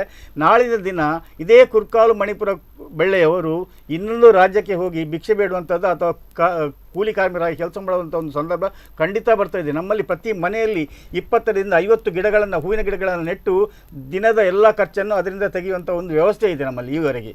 ಇನ್ನು ಈ ಒಂದು ಯೋಜನೆ ಆದಲ್ಲಿ ನಮ್ಮ ಎಲ್ಲ 3 ಗ್ರಾಮದ ಬಾವಿಗಳು 100% ಟೋಟಲಿ ಝೀರೋ, ನೀರೇ ಇರದಂಥ ಒಂದು ಪರಿಸ್ಥಿತಿ ಖಂಡಿತ ಉಲ್ಬಣ ಆಗ್ತಿದೆ. ಎಂದು ಸಾಮಾನ್ಯ ಪಂಪಲ್ಲ, 100 HP ಪಂಪ್ ಅಂತ ಹೇಳಿದರೆ ಎಲ್ಲಿವರೆಗೆ ಈ ಯೋಜನೆ ನಿಜವಾಗಿ ಆದರೆ ನಮ್ಮಲ್ಲಿರುವಂಥ ಒಬ್ಬ ಬಡ ರೈತನ ಹತ್ರ, ಒಬ್ಬ ತುಂಬ ವೃದ್ಧ ರೈತನ ಹತ್ರ ಹೋಗಿ ಕೇಳಿದರೆ ಈ ಯೋಜನೆ ಸಕ್ಸಸ್ ಆಗ್ತದೆ ಅಂತ ಕೇಳಿದರೆ ಅವು ಖಂಡಿತ ಹೇಳ್ತಾನೆ ಇದು ಸಕ್ಸಸ್ ಆಗಲಿ ಸಾಧ್ಯವಿಲ್ಲ. ಯಾಕಂತ ಹೇಳಿದರೆ ಇದು ಹೊಸ ಟೆಕ್ನಾಲಜಿ, ಏನೋ ಇಂಜಿನಿಯರ್ ಯಾರ ಅಥವಾ ಈ ಸೈಂಟಿಸ್ಟ್ ಯಾರ ಗೊತ್ತಿಲ್ಲ. ನಮ್ಮ ಸಾಮಾನ್ಯ ಒಬ್ಬ ವರ್ಗದವನ ಹತ್ರ ಕೇಳಿದ್ರು ಕೂಡ ಅವ್ರು ಹೇಳ್ತಾನೆ ಇಷ್ಟು ದೊಡ್ಡ ಯೋಜನೆಯಿಂದ ನಮ್ಮ ಹೊಳೆಯ ನಾವು ಕಟ್ಟ ಹಾಕಿದ್ರೆ ಎಡಭಾಗದಲ್ಲಿರುವಂಥ ಉಪ್ಪು ನೀರನ್ನೇ ಹೇಳ್ಕೊಂಡು ಬರ್ತದೆ ಬಿಟ್ಟರೆ ಸಿಹಿ ನೀರಿರುವುದು ಸ್ವಲ್ಪ, ಸಿಹಿ ನೀರನ್ನು ಎಲ್ಲ ಇಟ್ಕೊಳ್ಳಿ ಬರಲಿಕ್ಕೆ ಸಾಧ್ಯವೇ ಇಲ್ಲ. ಈ ಇದರಲ್ಲಿ ಪಂಪ್ ಹಾಳಾಗ್ತದೆ ಮತ್ತು ಸರಬರಾಜು ಮಾಡಲಿಕ್ಕೆ ಸಾಧ್ಯವೇ ಇಲ್ಲ ಒಂದು ಅಭಿಪ್ರಾಯವನ್ನು ಸಾಮಾನ್ಯ ಹೆಬ್ಬೆಟ್ಟಿನವರು ಇವತ್ತು ಕೊಡ್ತಾ ಇದ್ದಾರೆ. ಈ ಇಂಜಿನಿಯರ್ಗಳಿಗೆ ಯಾಕೆ ಅರ್ಥ ಆಗೋದಿಲ್ಲ ಅಥವಾ ಈ ಸೈಂಟಿಸ್ಟ್ಗಳಿಗೆ ಯಾಕೆ ಅರ್ಥ ಆಗೋದಿಲ್ಲ, ಇದು ಯಾಕೋಸ್ಕರ ಹಠ ಮಾಡ್ತಾ ಇದ್ದಾರೆ? ನಮ್ಮ 3 ಗ್ರಾಮದ ಮೇಲೆ ಏನಾದರೂ ಹಗೆ ಇದೆಯಾ, ದ್ವೇಷ ಇದೆಯಾ, ಏನಂತ ಇದರಲ್ಲಿ ಅರ್ಥ ಆಗ್ತಾ ಇಲ್ಲ ನಮಗೆ. ಎಸ್ ವಿಶ್ವನಾಥ್ ಅವರು, ಈಗಾಗಲೇ ನೋಡ್ತಾ ಇದ್ರೆ 3 ಗ್ರಾಮ ಪಂಚಾಯತಿಗಳು ಈಗ ಒಟ್ಟಾಗಿದ್ದೀರಿ. 3 ಗ್ರಾಮ ಪಂಚಾಯತಿಯ ರಾಜಕೀಯ ಮುಖಂಡರುಗಳು ಕೂಡ ಒಟ್ಟಾಗಿದ್ದೀರಿ, ಸದಸ್ಯರಿಂದ ಹಿಡಿದು ಅಧ್ಯಕ್ಷರಿಂದ ಹಿಡಿದು ಎಲ್ಲರೂ ಕೂಡ. ಹಾಗೆ ನೋಡೋದಾದರೆ ನಿಮಗೆ ಈಗಿರ್ತಕ್ಕಂಥ MLAಗಳಿಗೆ ಒತ್ತಡವನ್ನು ಹೇರಿ ಅಥವಾ ನಮಗೆ ಇಂಥ ಒಂದು ಸಮಸ್ಯೆಗಳಾಗ್ತಾ ಇದೆ, ಸಂಕಷ್ಟಗಳಾಗ್ತಾ ಇದೆ, ಅದನ್ನು ಸರಿ ಮಾಡಬೇಕು ಅನ್ನೋ ನಿಟ್ಟಿನಲ್ಲಿ ಯಾವುದೇ ಒಂದು ಕೆಲಸಗಳನ್ನು ಕೂಡ ಮಾಡಲಿಲ್ವಾ ಅಂತ ಇಷ್ಟೆಲ್ಲ ಒಂದು ರಾಜಕೀಯ ಮುಖಂಡರುಗಳು ಇದ್ದರೂ ಕೂಡ? ರಾಜಕೀಯ ಮುಖಂಡರುಗಳು ಇದ್ದರು, ಅವರ ಗಮನಕ್ಕೆ ಇವಾಗಷ್ಟೇ ನಾವು ತರ್ತಾ ಇದ್ದೇವೆ. ಏನು ಅಂದರೆ ನಮ್ಮ ಈ ಮನವಿಗಳಿಗೆ ಅವರು ಸ್ಪಂದಿಸೇ ಇದ್ದಲ್ಲಿ ಮುಂದಿನ ದಿನಗಳು ಹೇಗೂ ಲೋಕಸಭಾ ಚುನಾವಣೆಗಳು ಬರ್ತಾ ಇದೆ. 3 ಗ್ರಾಮಗಳು ಚುನಾವಣೆ ಬಹಿಷ್ಕಾರ ಮಾಡುವ ಒಂದು ನಿಟ್ಟಿನಲ್ಲಿ ನಾವು ಆಲೋಚನೆಗಳನ್ನು ಕೂಡ ಇವಾಗಲೇ ಮಾಡ್ಕೊಂಡಿದ್ದೇವೆ. ಇನ್ನು ಮುಂದಿನ ದಿನಗಳಲ್ಲಿ ಅದರ ಘೋಷಣೆಯನ್ನು ಕೂಡ ಮಾಡ್ತೇವೆ. ನಾವು ಈ ರೀತಿಯಲ್ಲಿ ಮುಂದುವರಿದಲ್ಲಿ, ಈ ಯೋಜನೆಯನ್ನು ಮುಂದುವರಿಸಿದಲ್ಲಿ ಖಂಡಿತವಾಗಿಯೂ ನಾವು ಮತದಾನದ ಬಹಿಷ್ಕಾರವನ್ನು ಖಂಡಿತವಾಗಿ ಮಾಡ್ತೇವೆ ಅಂತ ನಾವು ಈ ಮೂಲಕ ಮತ್ತೊಮ್ಮೆ ನಮ್ಮ ರಾಜಕಾರಣಿ ಪ್ರತಿನಿಧಿಗಳಿಗೆ ಎಲ್ರಿಗೂ ಮುಟ್ಟುವಂತೆ ನಾವು ಹೇಳಲಿಕ್ಕೆ ಇಚ್ಛೆ ಪಡ್ತಾ ಇದ್ದೇವೆ. ಅಲ್ಲ, ಹಾಗಾದರೆ ಈಗಿನ ಒಂದು MLAಗಳು ಏನು ಮಾಡ್ತಾ ಇದ್ದಾರೆ ಅಂತ ಅವರಿಗೆ ಗೊತ್ತಿಲ್ವಾ? ಈ ಒಂದು ಇಷ್ಟೊಂದು ಸಮಸ್ಯೆಗಳಾಗ್ತಾ ಇದೆ ಅಂತಕ್ಕಂಥ ಒಂದು ವಿಚಾರಗಳಾಗಲಿ ಅಥವಾ ನೀವು ಪ್ರತಿಭಟನೆಯನ್ನು ಮಾಡುವಂಥ ಒಂದು ವಿಚಾರಗಳಾಗಲಿ ಅದ್ಯಾವುದು ಕೂಡ ಗೊತ್ತಿಲ್ವಾ ಅಂತ, ಯಾರು ತಿಳಿಸ್ಲೇ ಇಲ್ವಾ ಅಂತ? ಅಲ್ಲ, ತಿಳಿಸ್ಲಿಲ್ಲ, ಈವರೆಗೂ ತಿಳಿಸಿರೋದು ನಮಗೂ ಗೊತ್ತಿಲ್ಲ. ಈಗಾಗಲೇ ನಾವು ಪತ್ರಗಳನ್ನು ತಯಾರು ಮಾಡಿದ್ದೇವೆ, ಮನವಿಗಳನ್ನು ಎಲ್ರಿಗೂ ಮುಟ್ಟಿಸ್ತಾ ಇದ್ದೇವೆ. ಒಂದು 11ನೇ ತಾರೀಕಿಗೆ 11 ನಮಗೆ ಅಂದರೆ ಗ್ರಾಮ ಪಂಚಾಯತಿಗೆ ಈ ವಿಷಯ ಮುಟ್ಟಿದೆ 11ನೇ ತಾರೀಕಿಗೆ. 11 ತಾರೀಕಿಗೆ ಪುರಸಭೆಯ ಮುಖ್ಯಾಧಿಕಾರಿಯಿಂದ ಒಂದು ಸುತ್ತೋಲೆ ಬರುತ್ತೆ ಗ್ರಾಮ ಪಂಚಾಯತಿಗೆ, ನೀವು ಪಂಚಾಯತ್ ಮೆಂಬರ್ಸ್ಗಳನ್ನು ಒಟ್ಟು ಮಾಡಿ ಮತ್ತು ಮುಖಂಡರುಗಳನ್ನು ಒಟ್ಟು ಮಾಡಿ ನಾವು ಅದರ ಬಗ್ಗೆ ನಿಮಗೆ ಮಾಹಿತಿ ಕೊಡ್ತೇವೆ ಅಂತೇಳಿ. ಅಲ್ಲಿ ಬಂದಾಗ ಅಲ್ಲಿ ಅವರ ಒಂದು ಇಂಜಿನಿಯರ್ ಬಂದರು, ಮತ್ತೊಬ್ಬರು ಅವರ ರಕ್ಷಿತ್ ಅನ್ನೋರೊಬ್ಬರು ಬಂದರು. ಅವರು ಇದರ ರೂಪುರೇಷೆಗಳನ್ನು ಕೊಡುವಾಗ ನಮಗೆ ಇದರದ್ದು ತೀವ್ರತೆ ಏನು ಎಂಬುದನ್ನು ನಾವು ಅರ್ಥ ಮಾಡಿಕೊಂಡೆವು. ಅವ್ರು ಬಂದಾಗ ಹೇಳ್ತಾರೆ, ನಮಗಿಂತ ಒಂದು 4-5 ಕಿಲೋಮೀಟರ್ ದೂರದಲ್ಲಿರುವಂಥ ಇನ್ನಂಜೆ ಗ್ರಾಮದಲ್ಲಿ ಶುದ್ಧೀಕರಣ ಘಟಕವನ್ನು ಮಾಡಿಕೊಂಡು ಅಲ್ಲಿಂದ ಪುರಸಭೆಗೆ ನೀರು ಸಪ್ಲೈ ಮಾಡ್ತೇವೆ ಅಂತೇಳಿ. ಅಂದರೆ ಅರ್ಥ ಆದ ಅದರಲ್ಲಿ ಆವಾಗಲೇ ನಮಗೆ ಅಲ್ಲಿವರೆಗೂ ಅವರು ಬಂದ ಆ ವರ್ಡನ್ನು ಹೇಳುವವರೆಗೂ ನಮಗೆ ಇದು ಬಹುಗ್ರಾಮ ಕುಡಿಯುವ ನೀರಿನ ಯೋಜನೆ ಅಲ್ಲ ಅಂತೇಳಿ ಗೊತ್ತಾದದ್ದು ಆವಾಗಲೇ. ಅಲ್ಲಿವರೆಗೆ ನಮಗೆ ಏನು ಗೊತ್ತಿಲ್ಲ. ಅಂದರೆ ಅದು ಅವ್ರು ಬಂದದ್ದು 13ನೇ ತಾರೀಕು, 11 ತಾರೀಕು ಸುತ್ತೋಲೆ ಕೊಟ್ಟಿದ್ರು, 13ನೇ ತಾರೀಕು ಅವ್ರು ಬಂದಿದ್ರು. ಸೊ ಆ ನಂತರ ಈಗ ಒಂದು 5 ದಿವಸದಲ್ಲಿ ನಾವು ಈಗ ಕಾರ್ಯಪ್ರವೃತ್ತರಾಗಿದ್ದೇವೆ. ಈಗ ಎಲ್ಲ ಮನವಿಗಳನ್ನು ಕೊಡ್ತಾ ಇದ್ದೇವೆ. ಇನ್ನು ಸ್ಪಂದನೆ ಸಿಕ್ಕದಿದ್ದಲ್ಲಿ ಮುಂದಿನ ಹೋರಾಟಕ್ಕೆ ನಾವು ತೀವ್ರವಾದ ಹೋರಾಟಕ್ಕೆ ಹೆಜ್ಜೆಯನ್ನು ಇಡ್ತೇವೆ. ಶುದ್ಧೀಕರಣ ಘಟಕ ಕೂಡ ಇನ್ನಂಜೆಯವರೇ ಅದರ ಏನು ವಾಸನೆ ಬರುತ್ತೆ ಅದನ್ನು ತಿನ್ಬೇಕು, ಇವರಿಗೆ ಅಲ್ಲ. ಶುದ್ಧೀಕರಣ ಘಟಕದಿಂದ ನಮಗೆ ನೀರು ಬೇಕಿದ್ರೆ ನಾವು ಸಣ್ಣ ಪೈಪ್ನಲ್ಲಿ ತರಬೇಕಂತೆ ನಮ್ಮ ಪಂಚಾಯತ್ ವ್ಯವಸ್ಥೆಯಿಂದ. ಅವರು ಮಾಡಿಕೊಡುವುದಿಲ್ಲ. ಇದು ಹಾಗಾದ್ರೆ ಅವರಿಗೆ ಬೇಕಾದಂತ ಒಂದು ಸ್ವಾರ್ಥಕ್ಕೋಸ್ಕರ ಮಾಡ್ತಾರೆ, ಖಂಡಿತವಾಗಿ ಸ್ವಾರ್ಥಕ್ಕೆ ಬಳಸ್ತಾ ಇದ್ದಾರೆ. ಯಾಕಂದ್ರೆ ನಾವು ಕೇಳಿದೆವು, ನೀವು ಈಗ ಇಲ್ಲಿಂದ ನೀರು ಕೊಂಡೋಗ್ತಾ ಇದ್ದೀರಾ, ಕುರ್ಕಾಲು ಗ್ರಾಮಕ್ಕೆ ಏನು ಅದರಲ್ಲಿ ನೀವು ಪ್ರಯೋಜನವನ್ನು ಕೊಡ್ತಾ ಇದ್ರಿ ಅಂತ ಕೇಳಿದಾಗ, ನಿಮಗೆ ನೀರು ಬೇಕಾಗಿದ್ದಲ್ಲಿ ಪೈಪ್ಲೈನ್ ನೀವು ಹೊಸದಾಗಿ ನೀವು ಶಾಸಕರ ಹತ್ರ ಯಾರ ಹತ್ರ ಅನುದಾನವನ್ನು ತಂದು ನೀವು ಮಾಡ್ಕೋಬೇಕು ಅನ್ನೋದಂತ ಒಂದು ಮಾತನ್ನು ಡೈರೆಕ್ಟ್ ಆಗಿ ರಕ್ಷಿತ್ ಅವರೇ ನನಗೆ ಇದು ಮಾಡಿದ್ರು, ಅಲ್ಲಿ ರೆಕಮೆಂಡ್ ಮಾಡಿದ್ರು. ಆವಾಗ ಮುಖ್ಯಾಧಿಕಾರಿ ರಾಯಪ್ಪ ಅವರು ಸಹ ಇದ್ರು. ನಾವು ಆವಾಗಲೇ ಕೇಳಿದೆ, ಹಾಗಾದರೆ ನಾವು ಇದು ಖಂಡಿತ ನಾವು ನಿಮಗೆ ಬಿಡೋದಿಲ್ಲ, ಇದು ಸಾಧ್ಯವೇ ಇಲ್ಲ ಅಂತೇಳಿ ಆವಾಗಲೇ ನಾವು ಘಂಟಾಘೋಷವಾಗಿ ಹೇಳಿಬಿಟ್ಟಿದ್ದೇವೆ ಅವರಿಗೆ. ಹಾಗಾದ್ರೆ ಕಾಪು ಪುರಸಭೆಯ ಒಂದು ಮೇನ್ ಇಂಟೆನ್ಷನ್ ಏನು ಅಂತ, ಜನರಿಗೆ ಬೇಕಾಗಿಯೋ ಅಥವಾ ಅವರಿಗೆ ಬೇಕಾಗಿಯೋ ಅಂತ? ಅಲ್ಲ, ಕಾಪು ಅದರ ಇಂಟೆನ್ಷನ್ ಅಂತ ಹೇಳಿದ್ರೆ ಅವರಿಗೆ ನೀರು ಬೇಕು. ಅವರಿಗೆ ನೀರು ಬೇಕಾದ್ರೆ ಯಾರ್ದಾದ್ರೂ ಒಂದು, ಈಗ ನಾನು ಒಂದು ದರಡೆ ಮಾಡ್ಬೇಕೀಗ ನಾನು ದರಡೆ ಮಾಡ್ಬೇಕು, ನಿಮ್ಮ ಮನೆ ಆದ್ರೇನೋ ಅಲ್ಲ ಇವರ ಮನೆ ಆದ್ರೇನೋ ನಾನು ಒಂದು ದರಡೆ ಮಾಡ್ಬೇಕು ಅಂತ ಪರಿಸ್ಥಿತಿಯಲ್ಲಿ ಹೊರಟಿದ್ದೇನೆ. ಈಗ ನಾನು ಬೆಳಿಬೇಕು ಅಷ್ಟೇ, ಇನ್ನೊಬ್ಬರನ್ನ ಅವರು ಬೆಳೆದು ನಾನು ಬೆಳಿಬೇಕಂತ ಹೇಳಿದ್ರೆ ಖಂಡಿತವಾಗಿ ನಮ್ಮನ್ನೆಲ್ಲ ಸಮಾಲೋಚನೆ ಮಾಡ್ಕೊಂಡು ಅವರು ಇದು ಮಾಡ್ತಾ ಇದ್ರು. ಇದು ಆ ರೀತಿ ಅಲ್ಲ. ನಾನು ಹೇಳಿದ್ರೆ ಸಾಕು, ಇನ್ನೊಬ್ಬರು ಏನು ಬೇಕು ಹಾಳಾಗಿ ಹೋಗಲಿ ಅಂತೇಳಿ. ಇವಾಗ ನಾನು ಉದಾಹರಣೆಗೆ ಆಗ ಕೂಡ ಹೇಳಿದೆ, ಉಡುಪಿ ಉಡುಪಿಗಾಗಿ ನಗರಸಭೆಗಾಗಿ ಬಜೆಯವರು ಇವತ್ತು ಏನೆಲ್ಲ ಮಾಡ್ತಿದ್ದಾರೆ. ಇವತ್ತು ಅವರು ಕೃಷಿಕ ಸಂಘದವರು 50 ಜನ ಹೋಗಿ ಜಿಲ್ಲಾಧಿಕಾರಿ ಅವರನ್ನು ಬೇಡ್ತಾ ಇದ್ದಾರೆ, ನಮಗೆ ಒಂದು ಅರ್ಧ ಗಂಟೆ ಪಂಪ್ ಸೆಟ್ ಹಾಕ್ಲಿಕ್ಕೆ ಅವಕಾಶ ಕೊಡಿ. 20 ದಿವಸದಿಂದ ಕೊಡ್ತಾ ಇಲ್ಲ. ಇದು ನಾಳೆ ನಮಗೆ ಬರುದಿಲ್ವಾ? ಇದು ನಾಳೆ ನಮ್ಮವರು ಕೂಡ ಅನುಭವಿಸ್ಬೇಕಲ್ಲ. ಈಗ ಅಷ್ಟು ದೊಡ್ಡ ಬಜೆ ಅಣೆಕಟ್ಟಿನಲ್ಲೇ ಆ ಪರಿಸ್ಥಿತಿ ಆದ್ರೆ ಅವರು ಇವತ್ತು ಅದರ ಬಗ್ಗೆ ದಿನಂಪ್ರತಿ ಮಾಧ್ಯಮದಲ್ಲಿ ಬರ್ತಾ ಉಂಟು, ಈಗ ಪತ್ರಿಕೆಯಲ್ಲಿ ಬರ್ತಾ ಉಂಟು. ಇವತ್ತು ಕೃಷಿಕ ಸಂಘದವರು ಎಲ್ಲರೂ ಹೋಗಿ 50 ಜನ ಜಿಲ್ಲಾಧಿಕಾರಿ ಅವರನ್ನು ಬೆಳಿಗ್ಗೆಯಿಂದ ಕಾದು ಶಾಸಕರು ಸಮೇತ 12 ಗಂಟೆಗೇನೋ ಅವರನ್ನು ಭೇಟಿ ಮಾಡಿದ್ದಾರೆ, ಬೇಡ್ಕೊಂಡಿದ್ದಾರೆ ನಮಗೆ ಪಂಪ್ ಹಾಕ್ಲಿಕ್ಕೆ ಕೊಡಿ ಅಂತೇಳಿ. ಅವ್ರು ನೋಡ್ತೇನೆ, ನಾನೀಗ ಹೊಸದಾಗಿ ಬಂದಿದ್ದೇನೆ ಅಂತೇಳಿ ಜಿಲ್ಲಾಧಿಕಾರಿ ಹೇಳಿದ್ದಾರೆ. ಆ ರೀತಿಯಲ್ಲಿ ಇರುವಾಗ ಅಂತ ಒಂದು ಕಣ್ಣ ಮುಂದೆ ನೋಡಿದ ನಂತರ ನಾವು ಕೂಡ ಹೊಂಡಕ್ಕೆ ಬೀಳಲಿಕ್ಕೆ ತಯಾರಿದ್ದೇವಾ? ನಾವು ಎಚ್ಚೆತ್ಕೊಂಡಿದ್ದೇವೆ, ನಮ್ಮ ಗ್ರಾಮಸ್ಥರು ಎಚ್ಚೆತ್ತುಕೊಂಡಿದ್ದಾರೆ. ನಮಗಿಂತ ಜಾಸ್ತಿಯಾಗಿ ಇವತ್ತು ಬಂದಂಥ ನೀವು ಸಂಖ್ಯೆಯನ್ನು ನೋಡ್ಬೋದು, ನಮ್ಮ ಗ್ರಾಮಸ್ಥರು ಎಚ್ಚೆತ್ತುಕೊಂಡಿದ್ದಾರೆ, ಮಹಿಳೆಯರು ಎಚ್ಚೆತ್ತುಕೊಂಡಿದ್ದಾರೆ. ಬಹುಶಃ ಇದು ಒಂದು ಯೋಜನೆಯನ್ನು ಕೈ ಬಿಡದಿದ್ದರೆ ಬಹುಶಃ ಕುರುಕಾಲು ಬೆಲ್ಲೆ ಮಣಿಪುರ ದೊಡ್ಡ ಒಂದು ಹೋರಾಟಕ್ಕೆ ಸರ್ಕಾರ ಮತ್ತು ಅಧಿಕಾರಿಗಳು ದಾರಿ ಮಾಡಿಕೊಟ್ಟಾಗೆ ಆಗ್ತದೆ. ಯಾಕಂತ ಹೇಳಿದ್ರೆ ಉಡುಪಿ ಜಿಲ್ಲೆಯವರು ಹೋರಾಟಕ್ಕೆ ಇರುವುದು ಅಂತೇಳಿ ಹಾಗೆ ಇದ್ರೆ ಆದರೆ ಇದು ಅಧಿಕಾರಿಗಳು ಇದರ ಪರಿಣಾಮವನ್ನು ಎದುರಿಸಬೇಕಾಗ್ತದೆ. ಆ ರೀತಿಯಲ್ಲಿ ಇದೊಂದು ದೊಡ್ಡ ಹೋರಾಟಕ್ಕೆ ಮಾಡಿಕೊಡದೆ ಈಗಲೇ ಅದನ್ನು ಯೋಜನೆಯನ್ನು ಕೈಬಿಟ್ಟು ಅದರ ಸಾಧಕ ಬಾಧಕಗಳನ್ನು ಚರ್ಚೆ ಮಾಡ್ಕೊಂಡು ಮತ್ತೆ ಏನು ಬೇಕಾದ್ರೂ ಅವ್ರು ಮಾಡಲಿ, ಆದರೆ ನಮ್ಮಲ್ಲಿ ಇರತಕ್ಕಂಥ ನೀರನ್ನು ನಾವು ಯಾವುದೇ ಕಾರಣಕ್ಕೂ ಬಿಡುವುದಿಲ್ಲ. ಹಾಗೆ ನೋಡೋದಾದ್ರೆ ದಿನಕರ್ ಶೆಟ್ಟರೆ ಅವರು ಬರ್ತಾರೆ, ಭರವಸೆಗಳನ್ನು ಕೊಡ್ತಾರೆ, ಆಯಿತು ನಾವು ಸರಿ ಮಾಡ್ತೇವೆ, ಇಂಥ ಒಂದು ಸಮಸ್ಯೆಗಳು ನಿಮಗೆ ಇಷ್ಟೊಂದು ಸಂಕಷ್ಟಗಳಾಗ್ತಾ ಇದೆ ಅಂತಂದರೆ ಓಕೆ ನಾವು ಇದನ್ನು ಮುಂದಿನ ದಿನಗಳಲ್ಲಿ ತಡೆಯುವಂಥ ಒಂದು ಕೆಲಸವನ್ನು ಮಾಡ್ತೇವೆ ಅಂತ ಕಾಪು ಪುರಸಭೆಯ ಅಧಿಕಾರಿಗಳು ಇಂಜಿನಿಯರೋ ಯಾರೋ ಬಂದು ನಿಮಗೆ ಭರವಸೆಗಳನ್ನು ಕೊಟ್ಟು ಹೋಗ್ತಾರೆ. ಅಂಥ ಸಂದರ್ಭದಲ್ಲಿ ಏನು ಮಾಡ್ತೀರಾ? ಮತ್ತೆ ಅವರು ಆ ಭರವಸೆಗಳನ್ನು ಮೊನ್ನೆ ಕೂಡ ಭರವಸೆ ಕೊಟ್ಟಿದ್ದಾರೆ. ನಮಗೆ ಸರ್ಕಾರದ ಯಾವುದೇ ಭರವಸೆಯನ್ನು ನಂಬುದಿಲ್ಲ. ಯಾಕಂದರೆ ನಮ್ಮ ನೆರೆಯ MRPL ಮಂಗಳೂರು ಇರ್ಬೋದು ಅಥವಾ ನೆರೆಯ ಪಡುಬಿದ್ರಿಯಲ್ಲಿ ಇರ್ಬೋದು, ಎಲ್ಲ ಭರವಸೆ ಕೊಟ್ಟು ಇವತ್ತು ನಾವು ಕೈ ಇಟ್ಕೊಂಡು ಹೋಗುವಂಥ ಪರಿಸ್ಥಿತಿ ಆಗಿದೆ. MRPಯಲ್ಲಿ ಮಕ್ಕಳು ಈಗ ಅಂಗವಿಕಲರಾಗಿ ಹುಡ್ತಾ ಇದ್ದಾರೆ, ಬಾವಿಯಲ್ಲೆಲ್ಲ ಆಯಿಲ್ಗಳು ತೇಲಾಡ್ತಾ ಇದೆ. ಪಡುಬಿದ್ರಿಯಲ್ಲಿ ನೋಡ್ತಾ ಇದ್ದೀರಿ, ದಿನಕ್ಕೊಂದು ಯೂನಿಟ್ ಹೊಸ ಈಗ 3rd ಯೂನಿಟ್ಗೆ ರೆಡಿ ಆಗಿದ್ದಾರೆ. ಜನರನ್ನು ಓಲೈಸಲಿಕ್ಕೆ 10 ರೂಪಾಯಿ ಬರುವಂಥ ಒಂದು ಜಮೀನಿಗೆ 100 ರೂಪಾಯಿ ಕೊಡ್ತಾರೆ. 100 ರೂಪಾಯಿ ಜನರಿಗೆ 1 ಲಕ್ಷ ರೂಪಾಯಿ ಕೊಟ್ಟು ಅವರು ಖರೀದಿಸ್ತಾ ಇದ್ದಾರೆ. ಸುತ್ತಮುತ್ತ ಜನರನ್ನು ಬೇರೆ ಬೇರೆ ರೀತಿಯ ಅಂಶವನ್ನು ತೋರಿಸಿ ಗಲಾಟೆ ಮಾಡಿದಾಗೆ, ಗದ್ದಲ ಮಾಡಿದಾಗೆ ಅಥವಾ ಸ್ಟ್ರೈಕ್ ಮಾಡಿದಾಗೆ ಮನವನ್ನು ಒಲಿಸ್ತಾ ಇದ್ದಾರೆ. ಇದರ ಪರಿಣಾಮ ಗೊತ್ತಾಗೋದು ಇನ್ನು 2 ವರ್ಷಗಳಲ್ಲಿ. ಈಗಾಗಲೇ ಪಡುಬಿದ್ರಿ, ಪಲಿಮಾರು, ನಂದಿಕೂರಿನವರಿಗೆ ಸಾಕಷ್ಟು ಪರಿಣಾಮ ಬಂದಿದೆ. ಈಗ ನಮ್ಮ ಕುರ್ಕಾಲು ಅದೇ ರೀತಿ ಮಣಿಪಾಲದವರೆಗೂ ಇದು ಪಸರಿಸ್ತಾ ಇದೆ. ಗಮನಕ್ಕೆ ಬಂದು ಇನ್ನು ನಾವು ಏನು ಮಾಡುವಾಗಿಲ್ಲ. ಅವ್ರು ಬೌಂಡ್ರಿ ಹಾಕಿದ್ದಾರೆ, ಒಳಗೆ ಬಂದರೆ ಜಾಗ್ರತೆ, ಬರಲಿಕ್ಕೆ ಇಲ್ಲ, ಒಳಗೆ ಹೋಗಲಿಕ್ಕೆ ನೋಡಲಿಕ್ಕೆ ಇಲ್ಲ. ಅಂಥ ಪರಿಸ್ಥಿತಿ ನಾಳೆ ನಮಗೂ ಬರಲಿಕ್ಕೆ ಸಾಧ್ಯತೆ. ನಮ್ಮಲ್ಲಿ ಇಷ್ಟು ಪರಿಸ್ಥಿತಿ ಹಾಳಿದ್ದು ಗೊತ್ತಿದ್ದು ಈ ರೀತಿ ಮಾಡ್ತಾರೆ ಅಂತ ಹೇಳಿದ್ರೆ ಇದು ಅವರ ದರ್ಪವನ್ನು ಅವರು ತೋರಿಸ್ತಾ ಇದ್ದಾರೆ ಬಿಟ್ಟರೆ ಜನಪ್ರತಿನಿಧಿಗಳಲ್ಲ ಅವರು. ಖಂಡಿತ ಜನಪ್ರತಿನಿಧಿಗಳಲ್ಲಿ ಜನರ ಸುಖ ಕಷ್ಟವನ್ನು ಕೇಳಬಹುದಿತ್ತು, ಅಥವಾ ನಮ್ಮನ್ನೆಲ್ಲ ಅಲ್ಲಿ ಇದ್ದಂಥ ಗ್ರಾಮ ಪ್ರತಿನಿಧಿಗಳನ್ನ ಒಟ್ಟು ಸೇರಿಸ್ಬೋದಿತ್ತು. ನೋಡಿ, ಇದರಲ್ಲಿರುವಂಥ ಸಾಧಕ ಏನು, ಬಾಧಕ ಏನು, ನಿಮಗೆ ಪ್ರಯೋಜನ ಏನು, ಪ್ರಯೋಜನ ಇಲ್ಲ ಏನಂತ ಕೇಳ್ಬೋದಿತ್ತು. ಅದು ಯಾವುದೂ ಕೇಳದೆ ಏಕಾಏಕಿಯಾಗಿ ನಾವು ಮಾಡುತ್ತೇವೆ. ಅದು ಕೂಡ ಹೊಳೆ ಯಾರ್ದು? ಹೊಳೆ ನಮ್ಮದು, ಸರ್ಕಾರದ ಹೊಳೆ. ನೀವು ಪ್ರತಿಭಟಿಸಲಿ, ನೀವು ಯಾರು? ಅದು ಅಲ್ಲದೆ ಅಲ್ಲಿ ಅವರಿಗೆ ಶೆಡ್ ಗಿಡ್ ಕೆಲವೆಲ್ಲ ಮಾಡಲಿಕ್ಕೆ ಒಂದು ಜಾಗ ಬೇಕು. ಜಾಗದವರಿಗೆ ಓಲೈಸಿ ಅವರಿಗೆ 500 ರೂಪಾಯಿ ಬರುವಂಥ ಬೆಲೆ ಬಾಳುವಂಥ ಒಂದು ಜಾಗಕ್ಕೆ 35,000 ಕೊಡ್ತೇವೆ, ಸಂಚಿಗೆ 35,000 ಕೊಡ್ತೇವೆ ಅಂತ ಹೇಳಿ ಅವರಿಗೂ ಅಂಶವನ್ನು ತೋರಿಸಿದ್ದಾರೆ. ಅವರಿಗೆ ನಂತರ ನಾವು ಮನವರಿಕೆ ಮಾಡಿದಾಗ ಅಲ್ಲಿಯ ಜನರು ಯಾರೂ ಕೂಡ ಒಂದು ಸಂಚು ಕೂಡ ಜಾಗ ಕೊಡಲಿಕ್ಕೆ ಇವತ್ತು ಬದ್ಧರಿಲ್ಲ. ಆದ್ದರಿಂದ ಅಂಶಗಳು ಇದು ಎಲ್ಲ ಬಂದೇ ಬರ್ತದೆ. ಎಲ್ಲ ಕಡೆಗಳಲ್ಲಿ ಇದೇ ರೀತಿ ಇರುವಂಥದ್ದು ನಾವು ನೋಡ್ತಾ ಇದ್ದೀವಿ. ನಾವು ಮೊನ್ನೆ ಸ್ಪಷ್ಟವಾಗಿ ಹೇಳಿದ್ದೇವೆ, ಎಲ್ಲ ಕಡೆಗಳಲ್ಲಿ ಹೋರಾಟ ಮಾಡುವ ಅಧ್ಯಕ್ಷ ಎಲ್ಲ ಜೈ ಜೈ ಅಂತ ಹೇಳಿ ಮಾಡ್ತಾನೆ, ಕಡೆಗೆ ಅವನು ರಾತ್ರಿ ಅವನೇನು ಸೂಟ್ ಕೇಸ್ ಬರ್ತದೆ, ಅವ ಎಲ್ಲಿರ್ತಾನೆ ಅಂತ ಗೊತ್ತಿಲ್ಲ, ಮತ್ತು ಸುದ್ದಿಗೆ ಬರೋದಿಲ್ಲ. ನಾವು ಘಂಟಾಘೋಷವಾಗಿ ಹೇಳಿದೆ, ಅವರು ಯಾರು ಕೂಡ ಸೂಟ್ ಕೇಸನ್ನು ಮುಟ್ಟುವುದಿಲ್ಲ, ಯಾವ ಕಾರಣಕ್ಕೂ ಮುಟ್ಟುವುದಿಲ್ಲ ಎಂಬ ಘಂಟಾಘೋಷವಾಗಿ ಹೇಳಿದೆ. ಇದು ಕೊನೆಯವರೆಗೂ ಇದೇ ಘೋಷಣೆಯನ್ನು ಮಾಡ್ತಾ ಇದ್ದೆ. ಮತ್ತು ಮಾತ್ರವಲ್ಲ, ನಮ್ಮ ನೀರು ನಮಗೆ ಬಿಟ್ಟು ಬೇರೆಯವ್ರಿಗೆ ಕೊಳ್ಳಿಕ್ಕೆ ಬಿಡುವುದಿಲ್ಲ. ಯಾಕಂದರೆ ನಾವು ನಮ್ಮ ಭೂಮಿಯೇ ಬರಡಾಗಿದೆ. ಇವತ್ತು 8 ಓಪನ್ ವೆಲ್ ಉಂಟು, 4 ಬೋರ್ವೆಲ್ ಉಂಟು. ಇಷ್ಟು ನೀರು ನಮಗೆ ಸಾಕಾಗದೆ ನಾವು 3 ದಿನಕ್ಕೊಂದು 4 ದಿನಕ್ಕೊಂದು ಸಲ ನೀರನ್ನು ಕೊಡುವಂಥ ಒಂದು ಗ್ರಾಮದಲ್ಲಿ ಇಂಥ ಬಹು ಯೋಜನೆಯನ್ನು ಮಾಡಿಕೊಂಡು 100 HP ಪಂಪನ್ನು ಕೊಂಡು ಹಾಕಿ ನೀರನ್ನು ಸಪ್ಲೈ ಮಾಡಿದರೆ ಏನಾಗುವುದು ಪರಿಸ್ಥಿತಿ ಅಂತ ಒಂದು ಚೂರು ಅವರ ಗಮನಕ್ಕೆ ಬರೋದಿಲ್ಲ ಅಂತ ಹೇಳಿದ್ರೆ ಇವರು ಏನು ಮೂರ್ಖರ? ಅವ್ರಿಗೇನು ಬುದ್ಧಿ ಇಲ್ವಾ?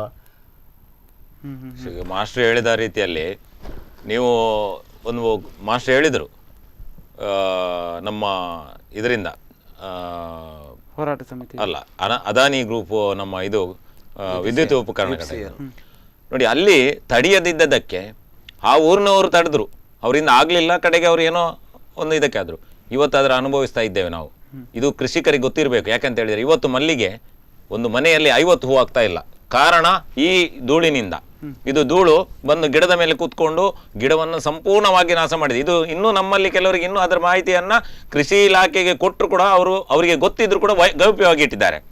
ಆ ಧೂಳು ಕೂತ್ಕೊಂಡು ಇಡೀ ನಮ್ಮ ಕೃಷಿಯನ್ನು ಹಾಳು ಮಾಡಿದೆ. ಮಲ್ಲಿಗೆ ಗಿಡಕ್ಕೆ ರೋಗ ಬರಲಿಲ್ಲ, ಏನಿಲ್ಲ, ಹೂ ಆಗ್ತಾ ಇಲ್ಲ. ಯಾಕೆಂತ ಹೇಳಿದ್ರೆ ಆ ಮಸಿಯ ಧೂಳು ಬಂದು ಅದರ ಮೇಲೆ ಕೂತ್ಕೊಂಡು ಕಂಪ್ಲೀಟ್ ಇದಾಗಿದೆ. ಅದು ನಮ್ಮ ಗ್ರಾಮದಲ್ಲಿ ಒಂದು ಓಂಶಾಯಿ ಬಸ್ ಸ್ಟ್ಯಾಂಡ್ ಅಂತ ಹೇಳಿದೆ, ಅಲ್ಲಿ ಕೂಡ ಒಂದ್ಸಲ ಅದು ಬಿದ್ದಿದೆ. ಅದರ ಪರಿಣಾಮ ಅದನ್ನ ಅಲ್ಲಿಯ ಜನರು ನಮ್ಮ ಪಂಚಾಯತಿಗೆ ಕೂಡ ತೆರೆಸಿದ್ದಾರೆ, ನಾವು ಹೋಗಿ ನೋಡಿದ್ದೇವೆ.